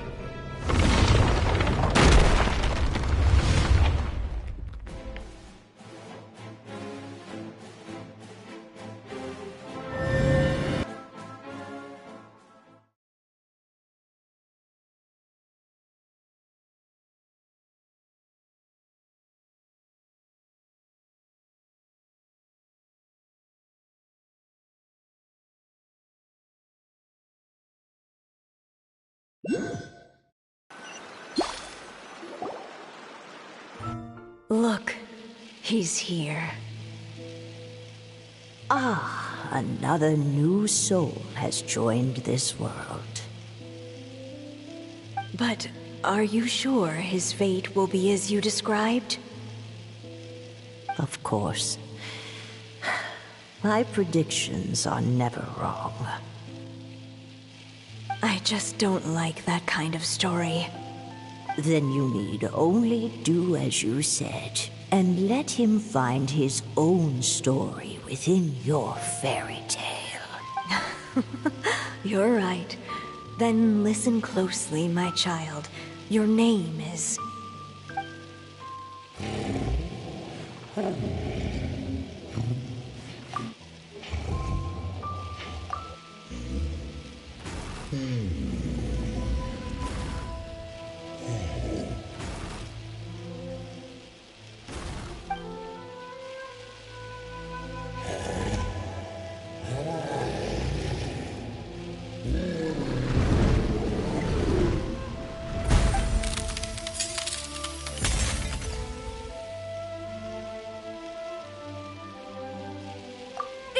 It's the dragon! The dragon that destroyed the titanium mines!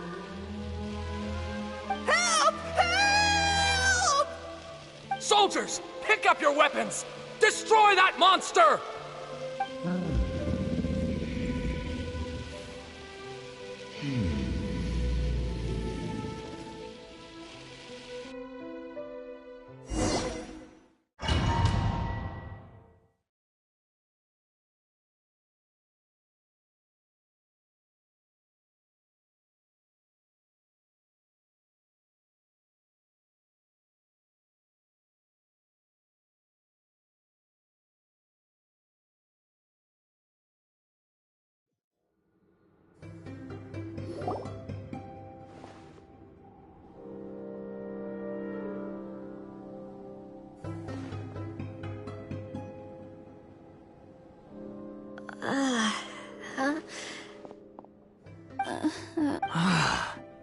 How many times am I going to have to save you?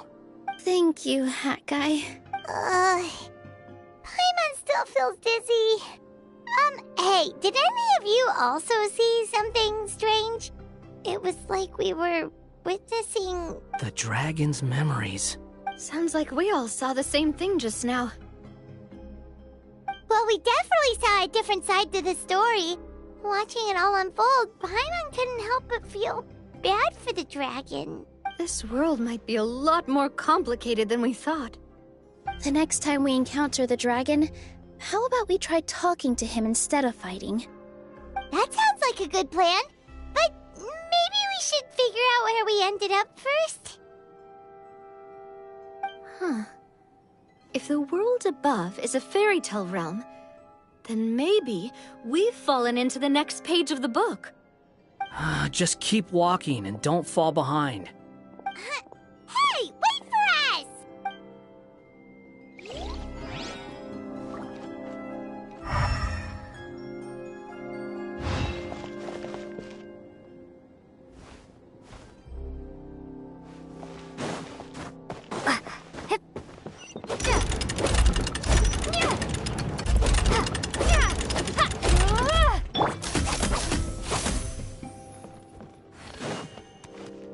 Wow, this place looks a lot different from the dragon lair.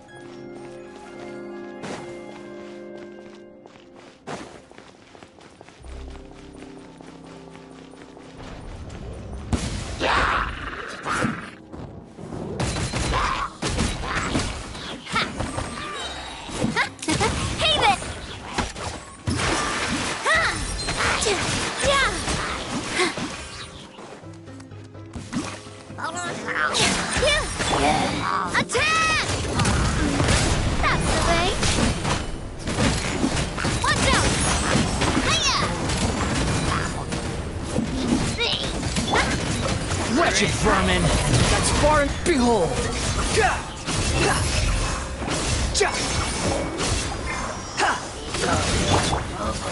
Water jet!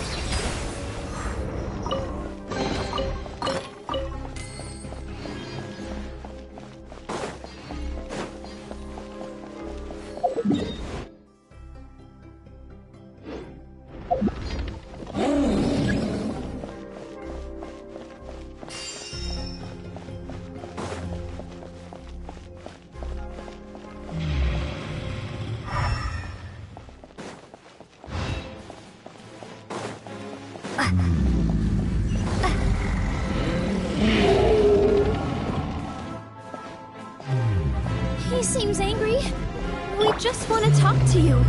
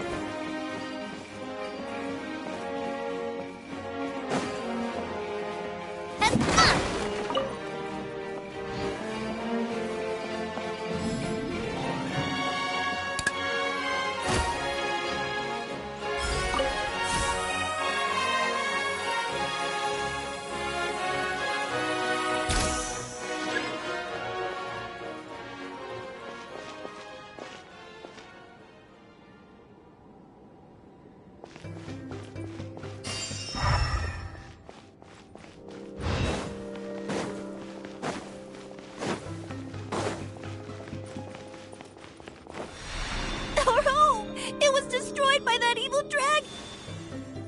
The stars! It flew away with the Metropole stars! Oh no! We didn't get eaten by the dragon? The dragon just dropped us off here? That guy! You're getting too far away! He's just up ahead. Is he trying to lure us somewhere? Well, I'd say we were the ones who backed him into a corner. But we just want to ask him a few questions about his past. He's had year after year of people coming here to try to take his head. If you ask me, his reaction is perfectly normal. Maybe there's still something we can do to calm him down? I wouldn't count on it. Maybe his earlier attacks were just a warning, but now he's actually getting serious. Prepare for a final battle. Sometimes it takes a little force for someone to finally wake up.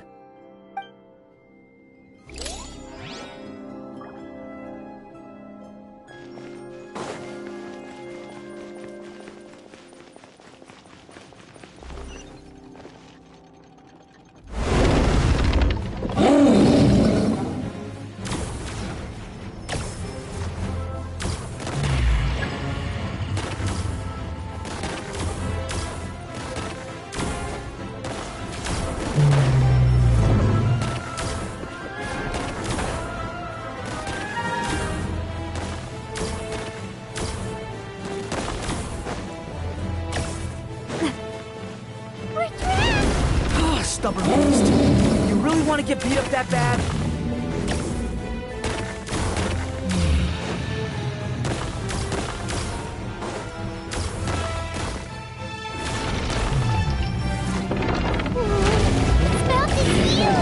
Are we really gonna have to throw a bomb in its mouth?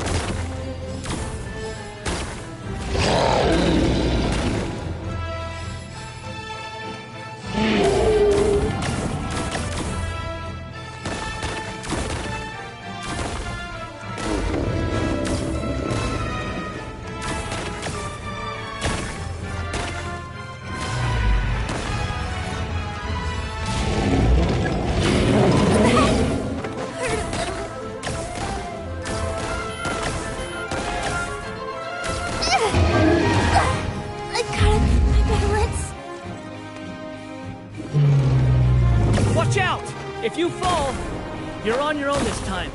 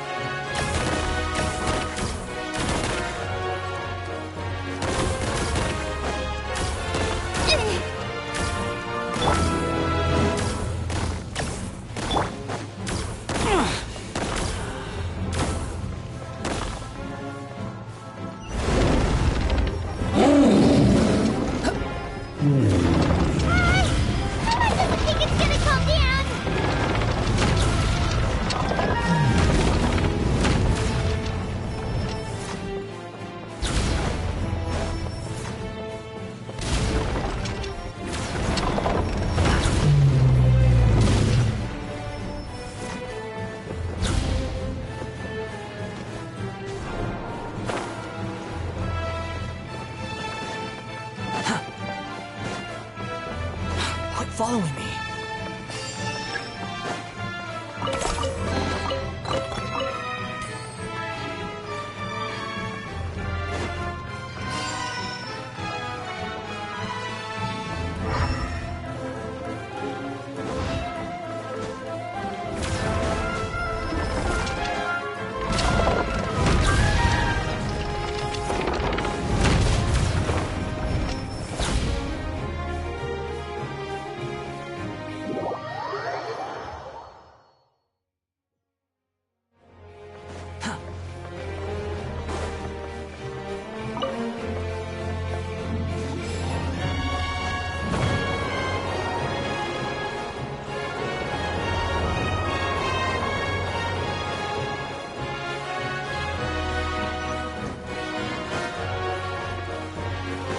Following me.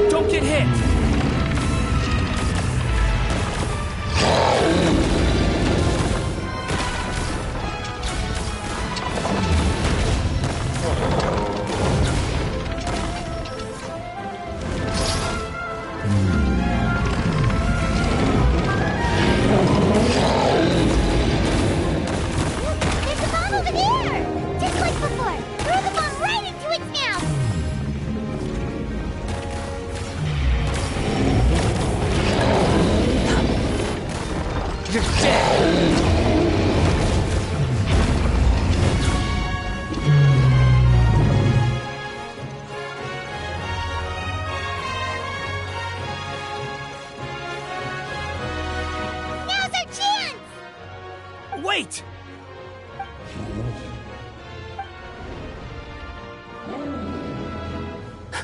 Huh?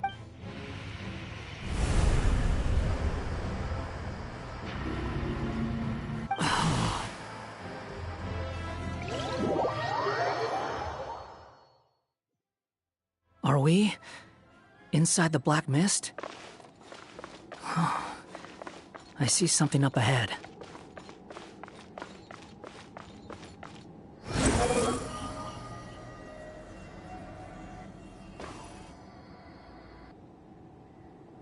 Are you sure you want to create this child, Em? Even after what I told you about his fate? He will be abandoned by his creator, and eventually... I know, Bee. You've told me already. That sad story with the disappointing ending. It's what happened in the real world, isn't it? But that's exactly why I want to change things. In a different world, his story can have a happier ending. That child, his heart is so full of love. I understand, Anya. But know that if you give him that name, his fate in Simulanka is destined to parallel that of his real-world namesake. But there's still a chance, right? Maybe it's a shot in the dark, but I have to try. He deserves a better life. Although, he might need the help of others when the time comes. All right, my dear. The choice is yours. Since you're so persistent, let me tell you a secret. More boring fate talk.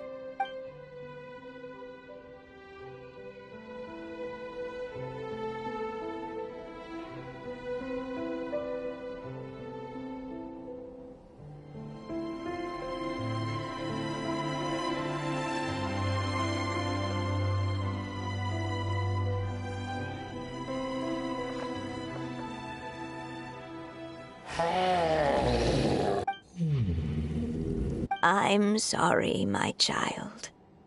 Unlike my friends, I don't have a long time to live. All said and done, the story of my life will be shorter than the fairy tales in this book. So I will have to leave your side, I'm afraid. It's okay. It's okay. Once I'm gone, I will become a star in Simulanka and watch over you from above. If you ever feel lonely, just look up towards the sky. Go forth and witness this world, my child. Make sure to be nice to everyone. You'll meet good friends one day. I'm sure of it. That is my wish for your future. As for this world, I leave it to you.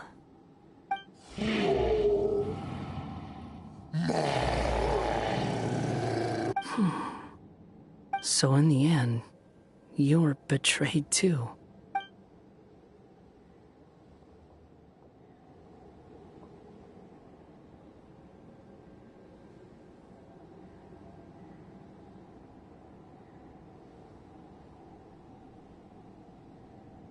There's no such thing as pure freedom in this world. Even the wind cannot blow on forever. Squall and fury! Hey,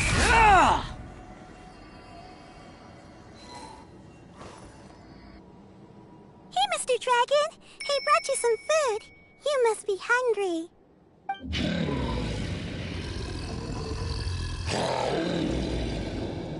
Shh! Quiet! We can't let anyone hear us. Everyone says you're a bad dragon, but you're always nice to me when we play together. You always help me pick flowers way up high that I can't reach. It's okay. Just keep hiding here, and tomorrow I'll... Oh no, my child! Help! Somebody help me! Save my child! The dragon's trying to kidnap her! No, Mom! It's not like that! Listen to me!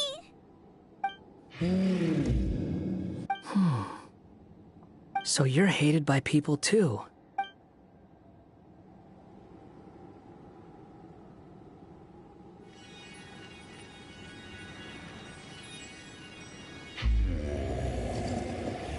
So that's it. That's really your wish? To never have been born at all? That's not a fate you should wish for.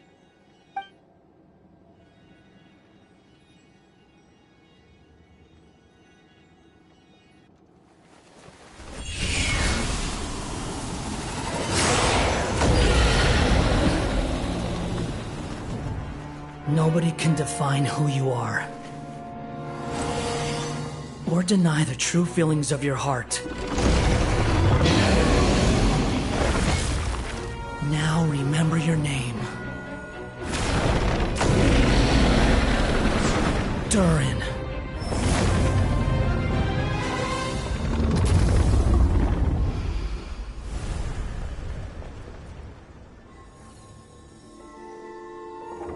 It's all right now.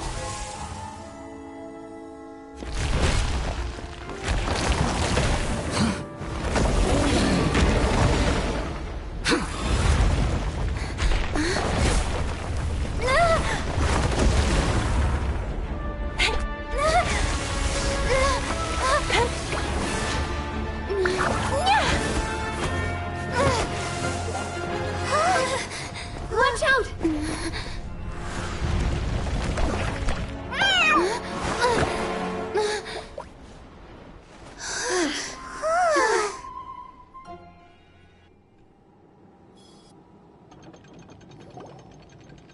That was a close call. Are you guys all right? Back in Constellation Metropole, I heard people saying you'd gone to fight the dragon, so I followed you here. Right when I managed to catch up, I saw you fall through that hole. Wait, didn't someone else fall through just now? Shouldn't we do something? Oh yeah, Hat Guy. Well, he can fly, so he'll probably be fine. He called the dragon something earlier. It sounded like he said... Durin. That's his name. Oh, Hat Guy, you're okay. Wait, what about the dragon... Durin? He's fine. Durin. Oh, wait, that's the name of the dragon from Dragonspine, right? The one that became a part of the mountain after being slain by Dvalin? If Paimon remembers correctly, it was created by...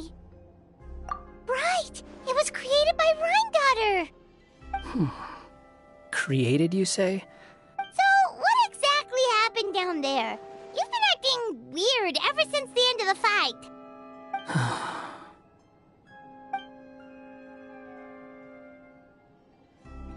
So that's the truth about Simulanka's evil dragon. What we saw in the mist weren't hallucinations, but the dragon's memories.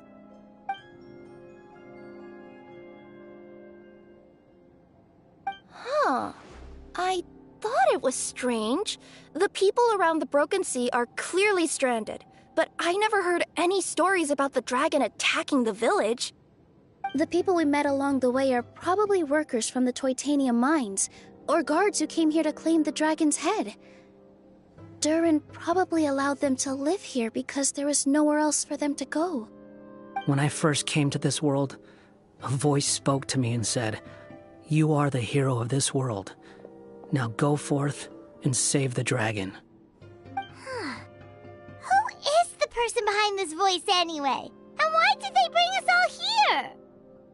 Come with me. The answer to all this can be found below.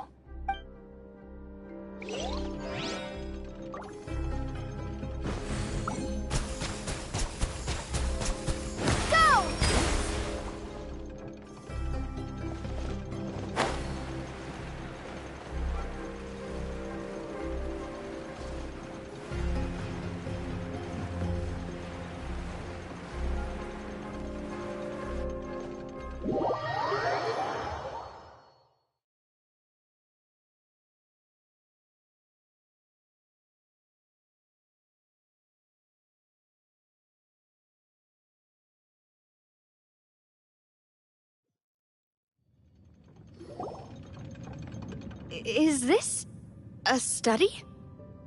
That's right. It belongs to the Goddess of Fate. Goddess of Fate? As in one of the three goddesses who created Simulanka? Or more precisely, M. One of the mages of the Hexenzirkel. Hexenzirkel? As in... Sorry, Paimon shouldn't just regurgitate everything you say, it's just... It's a lot to take in! She created the story of Durin. Well, the Simulanka version at least. These records should cover most of what you want to know, including the identities of the other two goddesses. Read them for yourselves.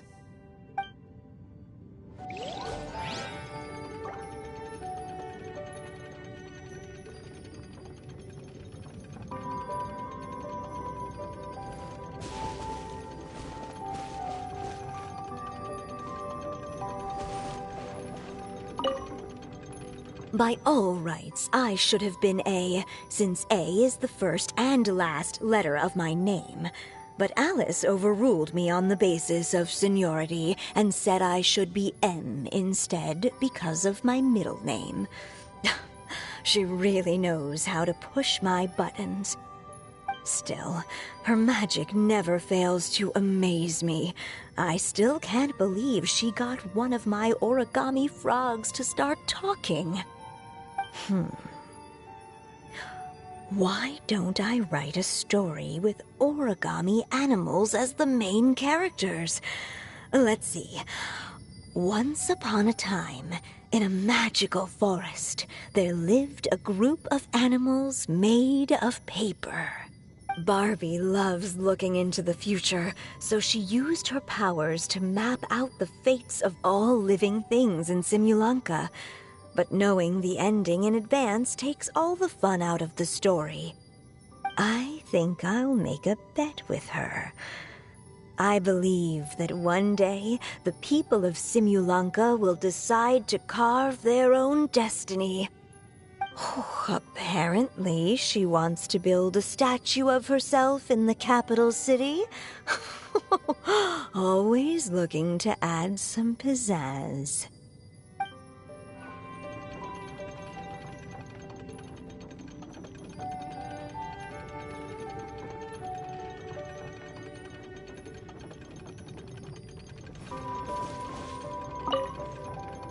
My dear sisters, I fear my pen shall soon run dry.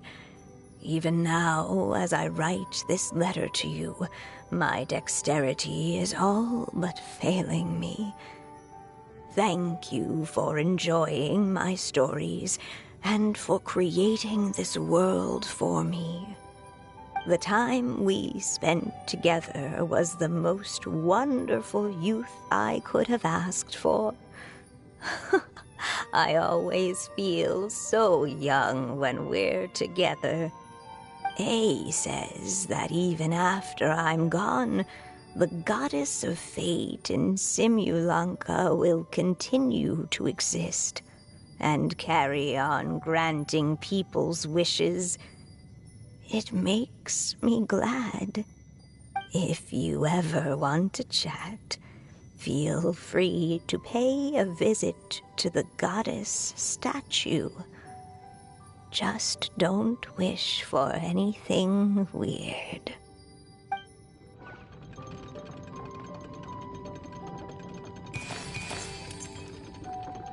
It's Simulanka Durin. And he's looking up at something. A star. This must have been after M passed away. This looks like a mine. Maybe the Titanium miners dug too deep? So deep that they dug right through to the world on the next page. Yeah. Now that you mention it, this miner's lamp looks really similar to the star on the previous page. The Forest of Blessings. This book has been recording Simulanka's history all along. Look at the size of those footprints. If that's every time he lands, then no wonder people are so terrified of him. So that's why you took the stars. Because you missed your mom.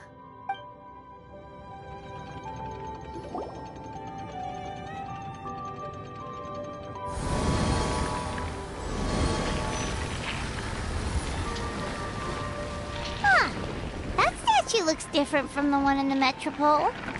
It's a different goddess. This one is the goddess of fate.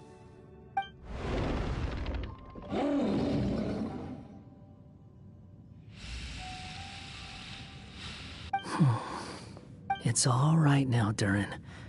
Nobody here wants to hurt you.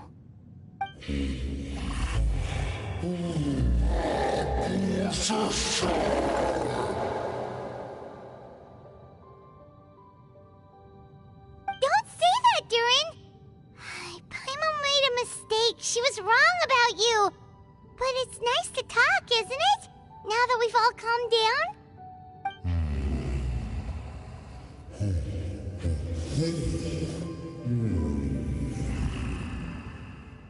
So that's why you made that wish?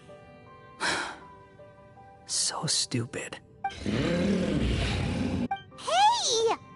Anyone with eyes can see that all you want to do is get along with everyone. You just want to make friends, people to play with, to talk to. People who accept you, or at least accept your apology.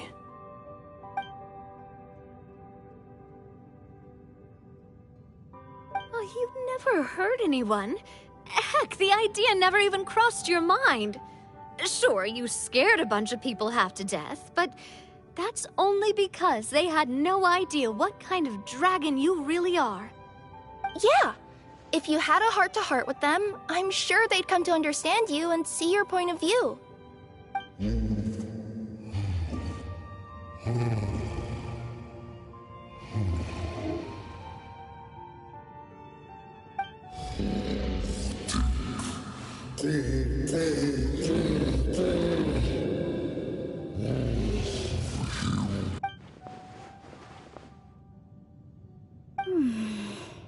The curse. Huh? Nilu? Is it your true wish to live side by side with the people of Simulanka?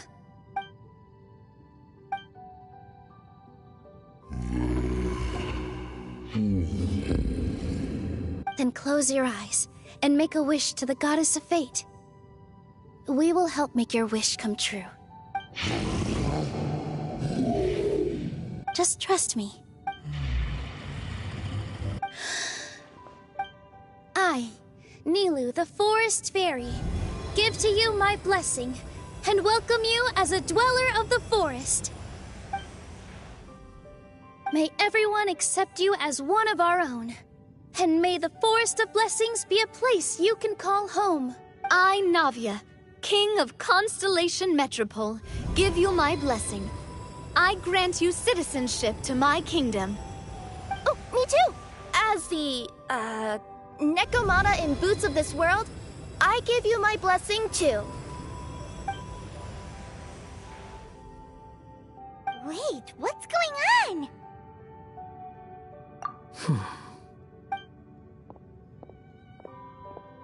I, the hero of this world, give you my blessing. I recognize you as a resident of Simulanka.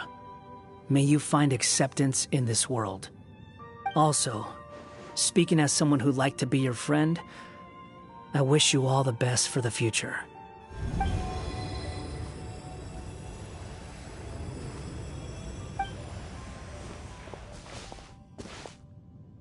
I, a traveler who has traversed many worlds, give to you my blessing. May you find friendship and goodwill no matter where you go.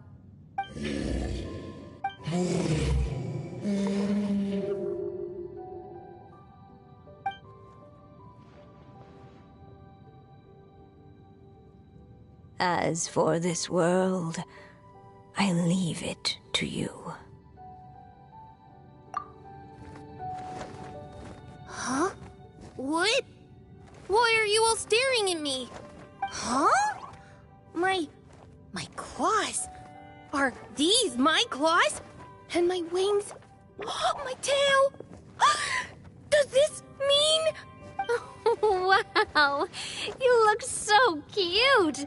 Quite a radical transformation. Not that there was anything wrong with the way you looked before, of course. It's just, you get what I mean. How do you feel? Are you happy with your new appearance? Does anyone have a flower with them? Or even just some water or paper from this world? Oh, I do actually. Here you go.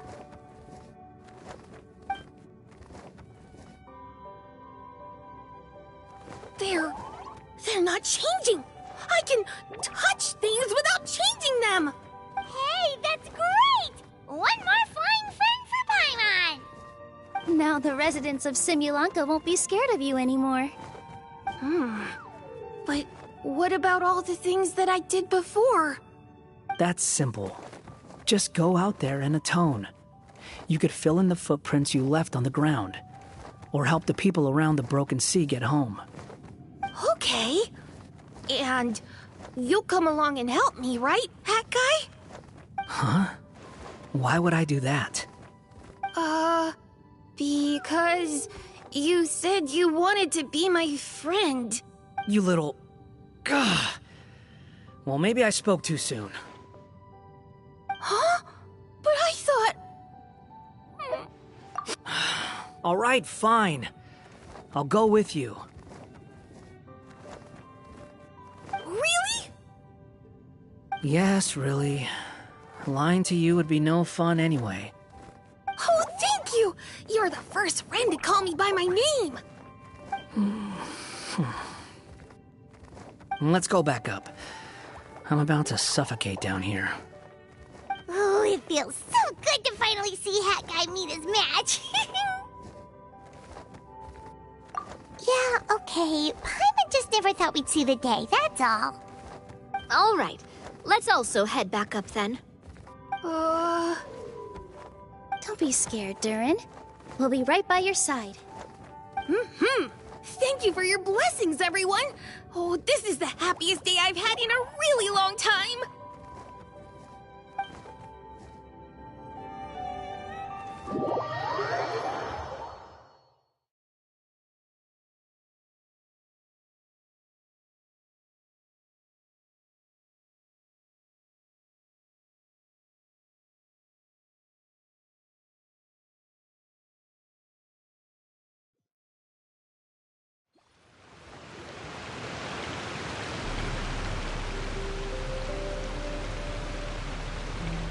Ta-da! Surprise, everyone!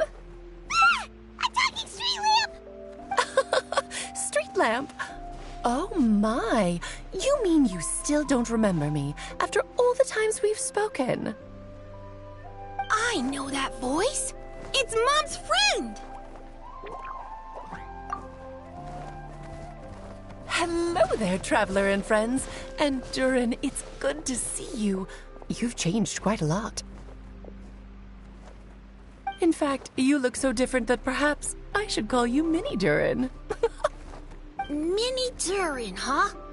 Yeah, I like the sound of that. It's nice being smaller. You must be one of the 3 goddesses of this world. Are you the goddess of creation? Yep, that's right. But although it's the most impressive sounding of the 3, to be honest, we all made an equal contribution toward the founding of this world. If you've ever read any of M's stories, you'll know just how enchanting the worlds are that she writes about. So enchanting that I just had to step inside and explore it for real. So I got B involved, and with M's consent, created the world of Simulanka. Whoa, whoa, whoa! You're getting a little ahead of yourself. First things first, would you mind explaining what you're doing here? In fact, no! What are we even doing here? Don't worry, all will be revealed. After everything you accomplished on your journey, you're free to ask me anything you want.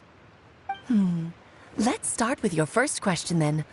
I'm here because I sensed a great magic power emanating from the book just now, and I couldn't resist the urge to peek inside and check it out. That must have been when we all gave Mini Durin our blessings, right? Yes, exactly.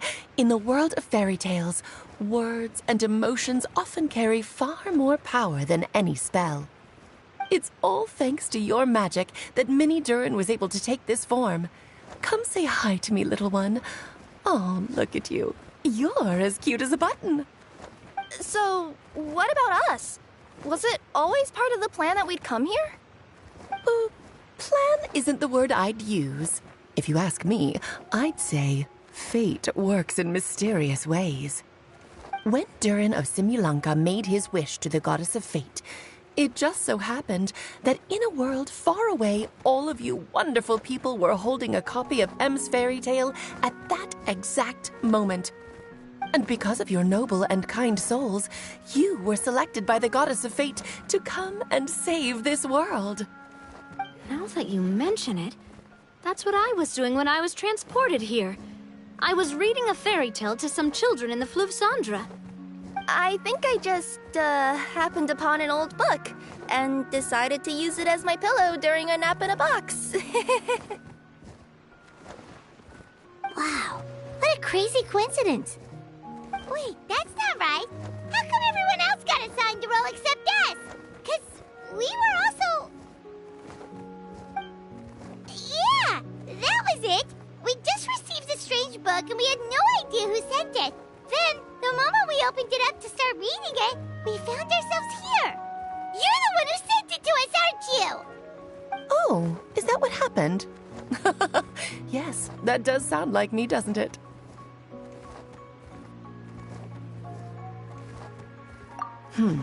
Good question. Why indeed? Maybe I thought this was such a good story it simply had to be read by someone. As the traveler and witness of many worlds, how could I let such a beautiful place pass you by? I can sense that your blessing for Minnie Durin was a very special one. With this blessing from beyond the story, he might even be able to explore worlds outside of this one. Teyvat, you mean? That's right. In fact, back when we were first creating Simulanka, Em told us that she hoped the people of this world would one day be able to explore the wider world beyond. Every story has an ending, but if the story becomes reality, it should have the right to choose its own path. So, in other words, the predestined lives these people lead were always going to disappear one way or another. Wait, so even if the people here get to go to other worlds, surely there's gotta be a way we can leave too, right? Don't you realize you've been able to leave all along? Huh? You can either take the boat at the Broken Sea or touch the giant bookmark at the Cliff of Prophecy. All you need to do if you want to leave is focus on the place you want to go. How were we supposed to know that if you never told us? Huh, didn't I? Well, given how smart and capable you are, surely it can't have posed a huge problem for you. As for your other friends who were summoned here, if I had to guess, I'd say the Goddess of Fate probably didn't tell them about it because she wanted them to get engrossed in the story. She's Em's reflection, after all. It wouldn't surprise me if she shares Em's love for cliffhangers. Anyway, I think that answers your questions, yes? What do you all plan to do next? I'm gonna go say sorry to the people of this world.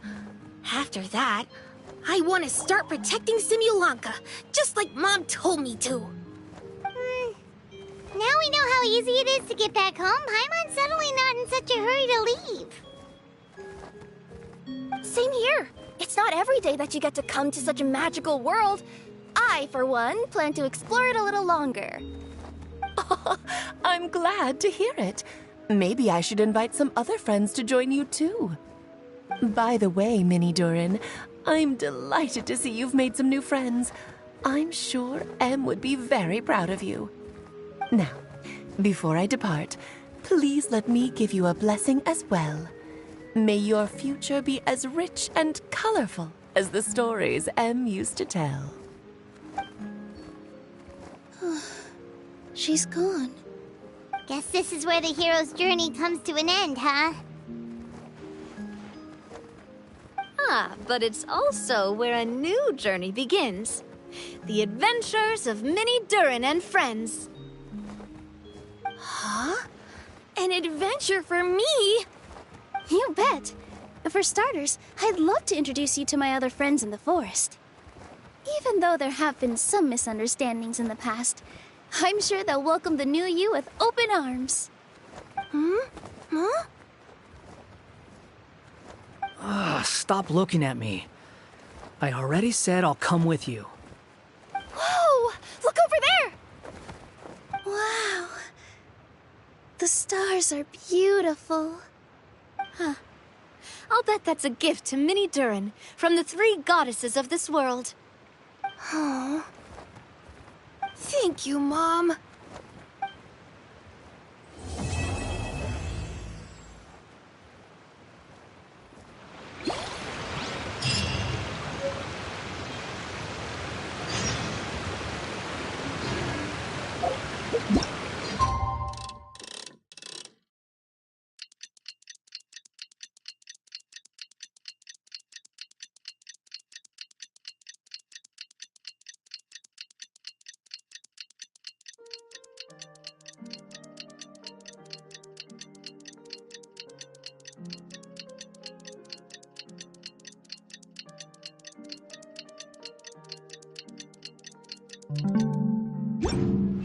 Oh, it's been a while since our last adventure. Oh, Paimon wonders how Mini Durin is getting along in Symbulanka. Let's go to the Forest of Blessings and take a look.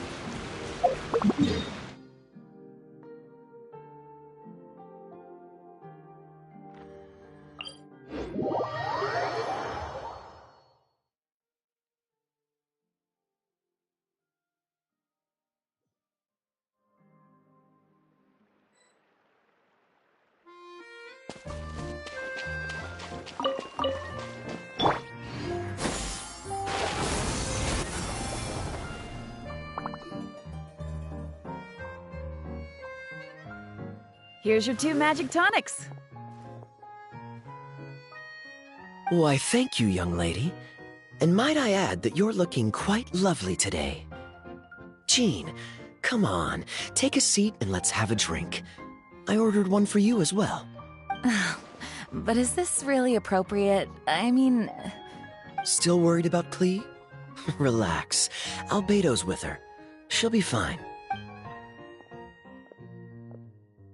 Kaya and Master Jean! What are you two doing here? Oh, look who it is. The Traveler and Paimon. You must be the pleasant surprise that Miss Alice told us about. Greetings to you both. This is one place I didn't expect to run into you two. The locals here have been talking non-stop about some brave heroes who saved the world. Let me guess. You two have been up to your old tricks. Well, not just us. We only played a small part. You could say we were 2 members of the Heroes Adventure Team. Still sounds mighty impressive to me. As ever, our honorary knight is making us proud wherever they roam. That's right. We received a letter of invitation from Miss Alice, proposing that we take Klee for a vacation in Fairyland when work dies down. I wasn't sure what she meant by Fairyland at first, but if my eyes are not deceiving me, she was being quite literal. Klee ran off excitedly as soon as we arrived. I'm a little worried about her, but Albedo insisted he would look after her while we do our own thing. We could hardly say no to such a considerate offer, so I took it upon myself to bring Jean to the nearest tavern we could find. Any excuse for a drink, huh? Well, we are on vacation. It's only fair that we get to indulge ourselves a little. You're right. I should make an effort to relax and unwind. It's what Miss Alice would want, after all. Oh, wait, Kaya? What exactly did you order from the bar? The house special, of course. Best way to get a taste of the local culture.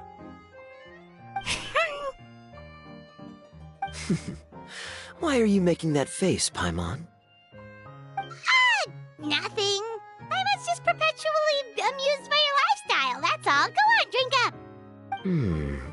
Something tells me I need to tread carefully here. Let's see, it's got a lovely color, but how about the taste?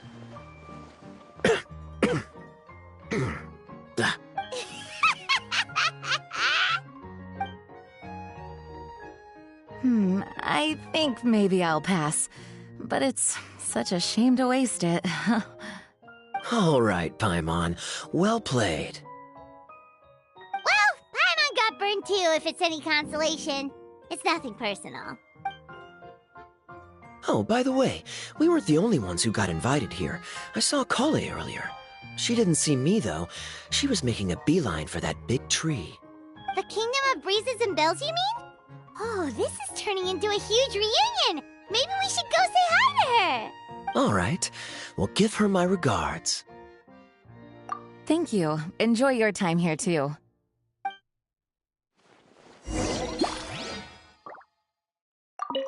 So the magic tonic here is just writing ink?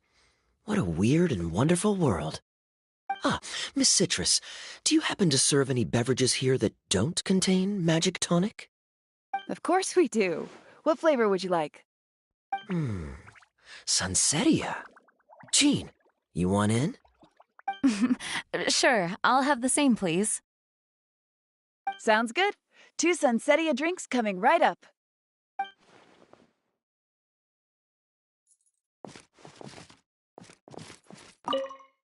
So the magic tonic. Ah, Miss. Of course we do.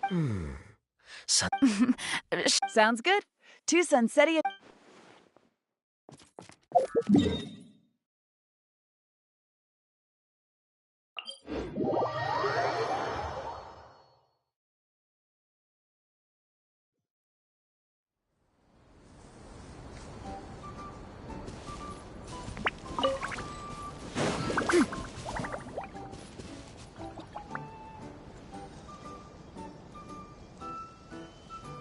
The structure of the tree houses here is nothing short of amazing. I have to write it down so I can tell Master Tainari all about it later. Hey, Kale! You scared me. Traveler and Paimon? You got invited here too? Yep. Well, they sort of skipped the invitation part, but anyway, what you doing out here? Something caught your eye? Oh, yeah. I'm trying to observe and summarize the structures of the trees here, and also the animals that live here. Well, the residents, I guess? I still can't get over the fact that they're all someone's origami handiwork. Once a forest ranger, always a forest ranger, huh? Not sure you'll be able to apply much of what you learn here back home, though, with this being a magical world and everything. What? Over there, by the giant footprint, have those houses always been there? Oh, those? The local flying squirrels told me that they were built by a small dragon and some guy wearing a hat. Oh, that must have been Minnie Durin and Hat Guy. Any idea where they went? Supposedly, after building the houses, they went to somewhere called, Constellation Metropole? Did I say that right? Yep, you got it. Oh, also, when the locals mentioned the dragon, did they seem at all, did they say how they felt about him at all? Now that you mention it, the atmosphere changed a little when they talked about him. Oh no. They mentioned some stuff along the lines of past misunderstandings and welcoming new members. I only just got here, so I know very little about what has happened in the past. They seemed genuinely grateful for the houses, though, and said they were going to plan a welcome party. Oh, thank goodness. Whew. Sounds like the forest has begun to accept him. It's a step in the right direction. Are you looking for that small dragon? Yeah, he's a new friend we made after we arrived here. No way! Really? I'm getting more and more interested in your story. No. I've got to save it for next time. For now, I've got to make the most out of my time in this wonderful world. Oh, there's no rush. Just take it slow and enjoy yourself. Like Kaya. Oh, he sends his regards, by the way. Oh, Mr. Kaya is here too? Then I've got to go say hi to him. Well, right now he's at the tavern and he probably won't be leaving until he's drunk. Not that he'll ever reach that point because his alcohol tolerance is so high. Basically, it's Kaya. You know where to find him. You make a good point, Paimon. Then I'll focus on exploring for now, and go catch up with him later. Shall we go pay a visit to the Metropole Traveler? Maybe Minnie, Durin, and Hat Guy are still there. Oh, right. By the way, something pretty interesting has been happening in Sumeru recently. Master Tainari has been working really hard on it, so if you have time, definitely go and check it out. Sounds good. We'll find some time in our schedule.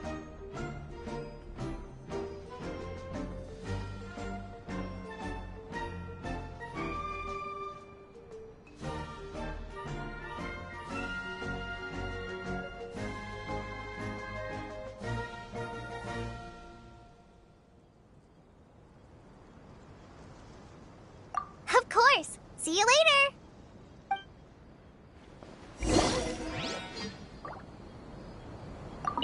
The origami squirrels rely on wind currents to lift their agile bodies and easily move between the trees. This has created a truly unique ecosystem. Oh no! I'm running out of pages on my notebook.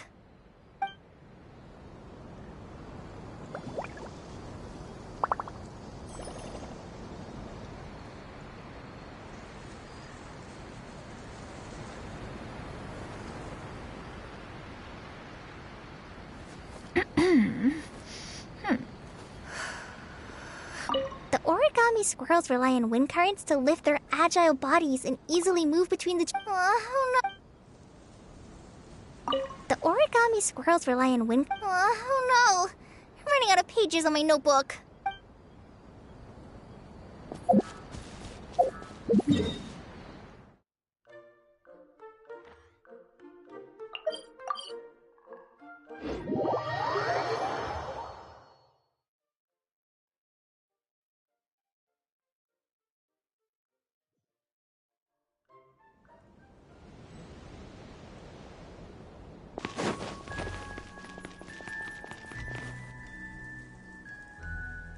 What? Are my eyes deceiving me? There is no way. I can't believe it. Hey, Mona! We heard you muttering from a long way away. What's up? Oh, is your scry glass acting up again? Oh, it's you, the saviors of this world. My scry glass is fine, but I'm not sure I can say the same about my eyes. Look! Look at this statue! What? Is it broken or something? Looks fine to Paimon. That's your master, right? AKA the goddess of prophecy? I refuse to believe it. There's no way that old hag looks anything like this. When she was younger. Oh, actually, now that you mention it, this does remind me of the fashionista phase she wrote about in her diary. She can't hear me, can she? I swear I just got chills down my spine. Either way, it's probably a little rude to talk about her right under her statue. But how do you know it's a statue of her if you never saw her as a young woman? I did a quick scry when I came into this world, and when I saw the stars' reflections, I was at a loss for words. It looks like fate in Simulanka is based directly on Tevat, a projection of real-world fate to form an image of reality. Or in layman's terms, basically, the creator made this world inside a mirror or a lake, and this world is the reflection. Still sounds pretty impressive. The more I scried, the more familiar everything looked. It's her work, there's no doubt about it. Even so, everything's far more complex than I'd imagined. Trying to decipher it all is giving me quite a headache. I also asked the locals about her. They call her she who has dominion over the stars and the course of fate itself. Not even a pretense of humility. Clearly, she let the role of creator goddess get to her head. Not that I'm surprised in the least, of course. It certainly matches the tone of her diary. Anyway, we should change the topic. Oh, so Mona, have you seen a small dragon around by any chance? He's about the same size as Paimon, but with tiny little wings. Ah, you mean the one that caused all that trouble? I haven't seen him for myself, but I heard that he came to the Metropole not long ago to formally apologize for his actions. Apparently, he brought a huge stash of Toitanium and plant oil to make amends.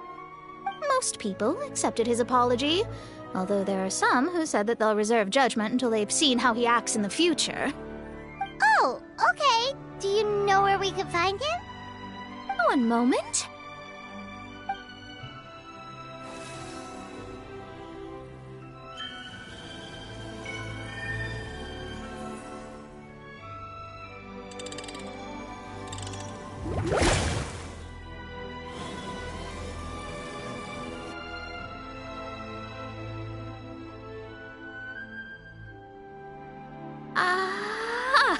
It looks like he's at the Broken Sea. There's a big group of people with him, too. Cool! Wanna come with us? We can introduce you? I think I'll sit this one out. This might be the closest I ever get to meeting the old hag in her youth, so I think I'll spend some time seeing what else I can glean from her grand design.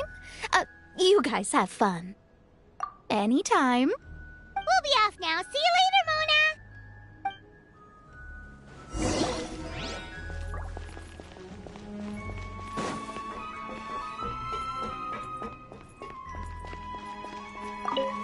Creating a whole world starscape is no easy task. Old hag, I guess you do deserve the title of Trismegistus after all.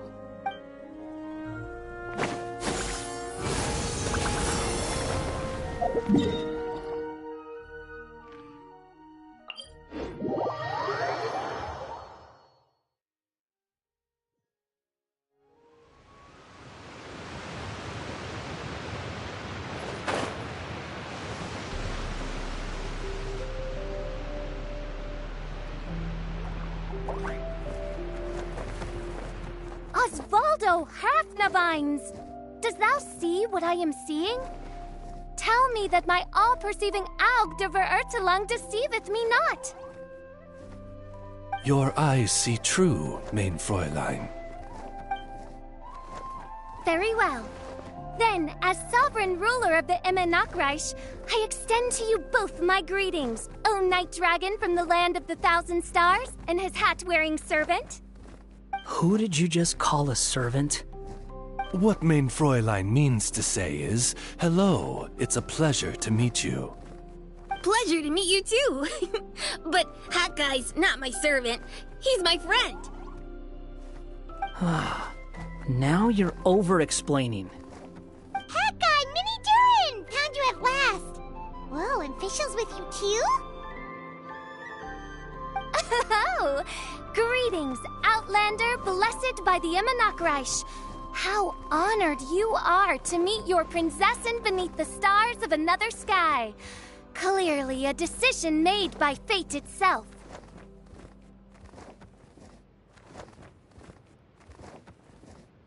Miss Honorary Knight, Paimon!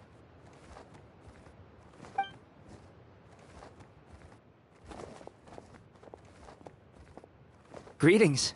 You both look well. Hey there, Klee! Have you been having fun here? Yup, loads and loads of fun! There are so many cute animals, and a magic train that was really long, and a huge, huge castle, and a king lives there and everything! I've been taking Klee to see all the sights. It's been a very enriching experience. Alice's magic is truly outstanding. Yeah, Mom's amazing! Klee wants to build a great big house now, too! So, your mom and my mom were friends? Mm-hmm. Our moms were friends, which makes you my big brother.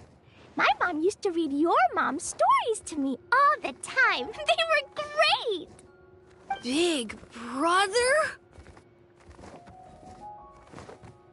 Wow. Thank you, Klee. Can I go play with Klee, Hat Guy? Suit yourself. Albedo, can I? Go on. Just don't go too far away. I'll come pick you up later. Yay! Come on, Mini Durin. Do you want to come play with us too, Fischl? Your prinzessin accepts your invitation. Rejoice! Though you may be concealed by fog, still you shall have the good fortune to witness the true might of the Aug de Verurtelung. What mein Fräulein means to say is, perhaps we can all play hide-and-seek together. Mein Fräulein is it. Hooray! I love hide and seek! Oh, me too!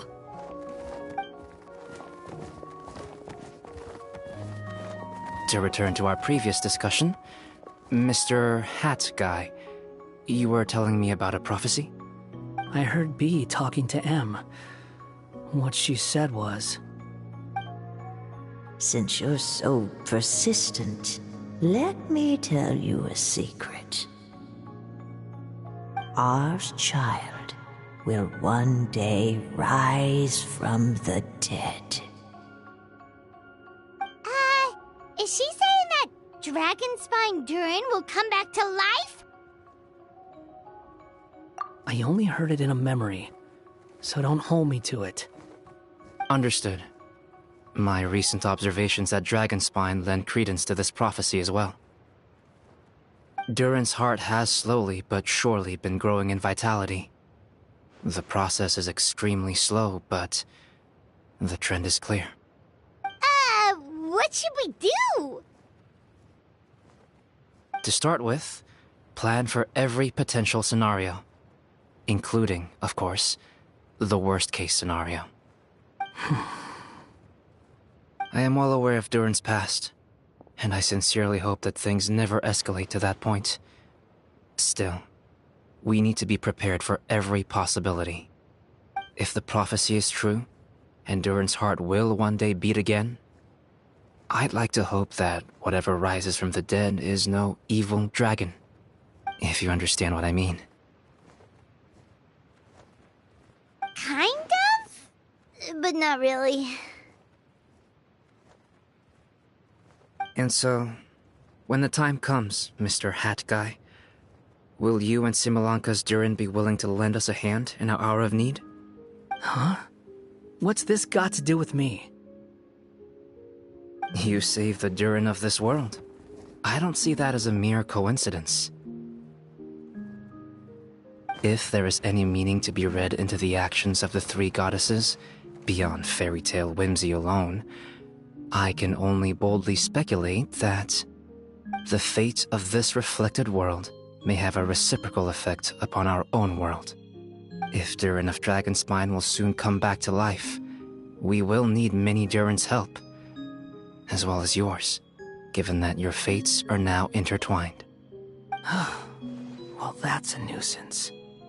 To be sure, it certainly won't be easy. Albedo! There's a flying paper ship over there! Can we go see it together, please? Sure. 2 seconds, I'll be right with you. Please give my suggestion some thought, Mr. Hat Guy.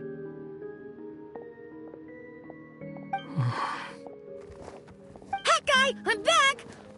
Huh? What were you guys talking about? Nothing. Huh. Okay then. Let's go join the others.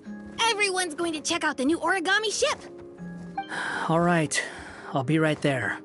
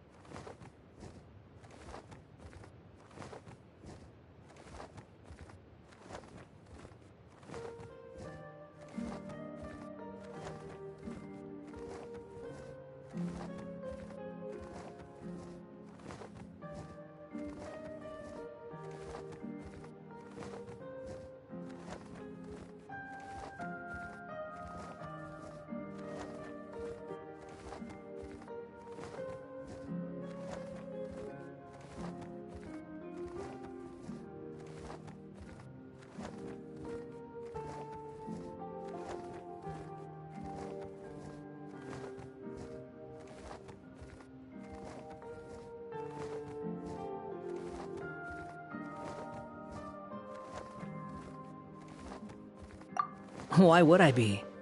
Do I strike you as someone who cares about other people's issues?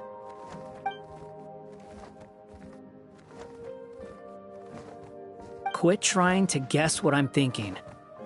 I'm leaving.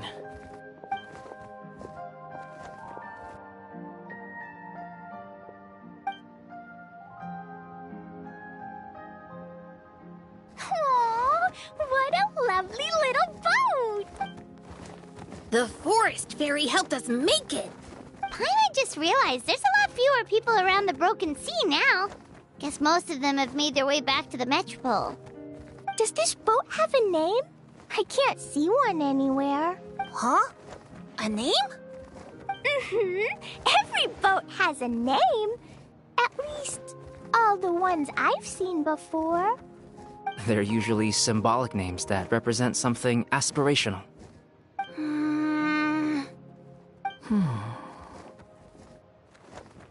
Let's go with the Durin. Huh? You want to name it after me? Oh, you mean to wish Mini Durin a safe voyage as he sails into a new chapter of his life beyond this world? Your princessin approves. Let this vessel bear the name of the most esteemed dragon of the night. The Durin. Let's call it that then. Thank you, Hat Guy. Also, can I ask you a favor?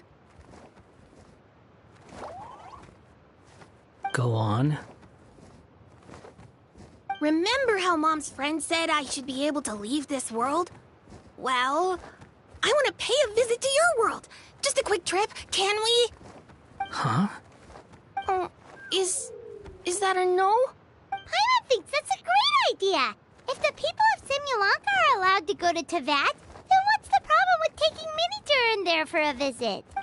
I'm assuming I'll have to be your bodyguard while we're there. I can protect myself. And I'll do what you say. I won't fly off on my own, I promise. Please, can I go? It'll be up to you to stick close. If you disappear on me, don't expect me to come looking. Got it! I'll stick close! Why don't you take the Durin? Now you've given it a name, it'll be a maiden voyage for the boat and a brand new journey for you. Are you leaving, Mini Durin? Okay. Well, make sure you come visit me in Mondstadt so we can play together again. Klee will draw you a map to show you the way. Though our time together has been as fleeting as a ray of light in the depths of the long night, the Immonokreich will welcome you with the grandest of music ceremonies on the occasion of our next reunion. As surely as the stars in the sky watch over us, we shall meet again. What Mein Fräulein means is that you're always welcome to visit her at home as well. Cool! I have so many new friends now! I'm so happy! Are you done yet? If you want to leave, then get over here. Thank you, everyone! Thank you so much! The blessings you gave me are more precious than any treasure, and more beautiful than any fairy tale! Next time, it will be my turn to make your wishes come true!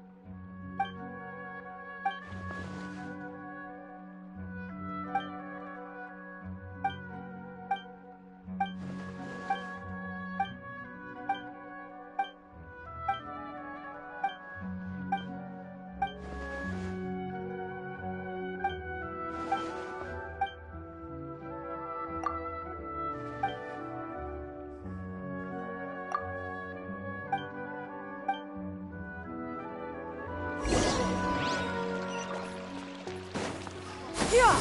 Skyward! Scatter!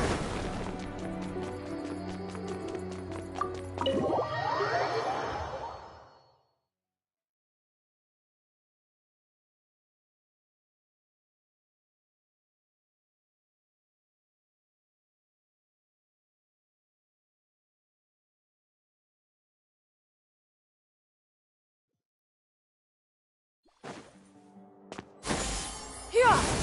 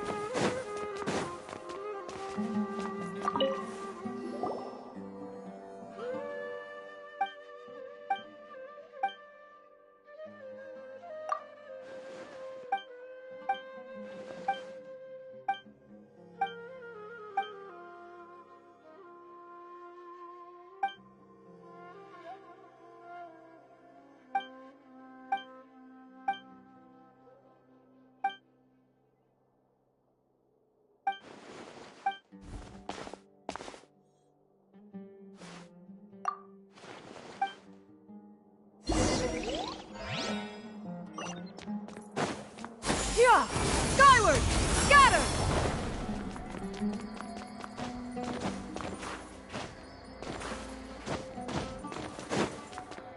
Hyah! Skyward! Scatter!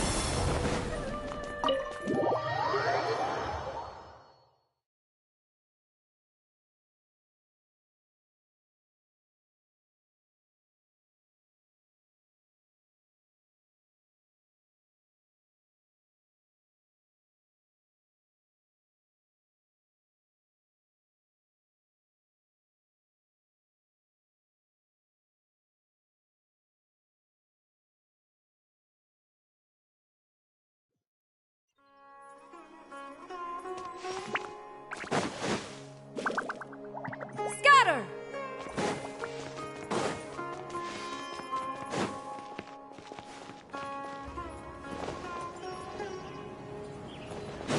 Hyah!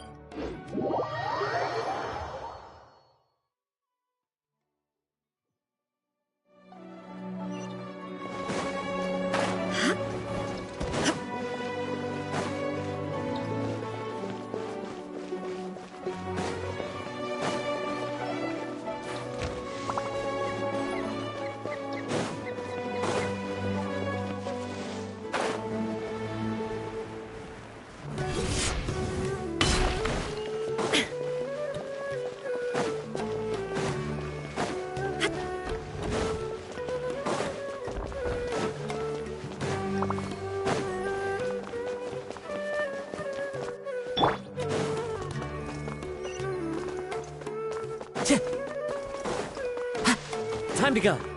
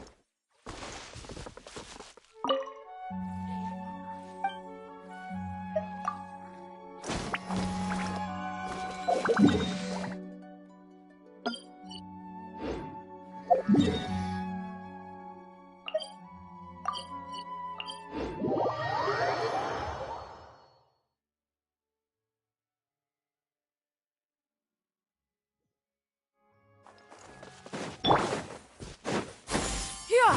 Skyward! Scatter!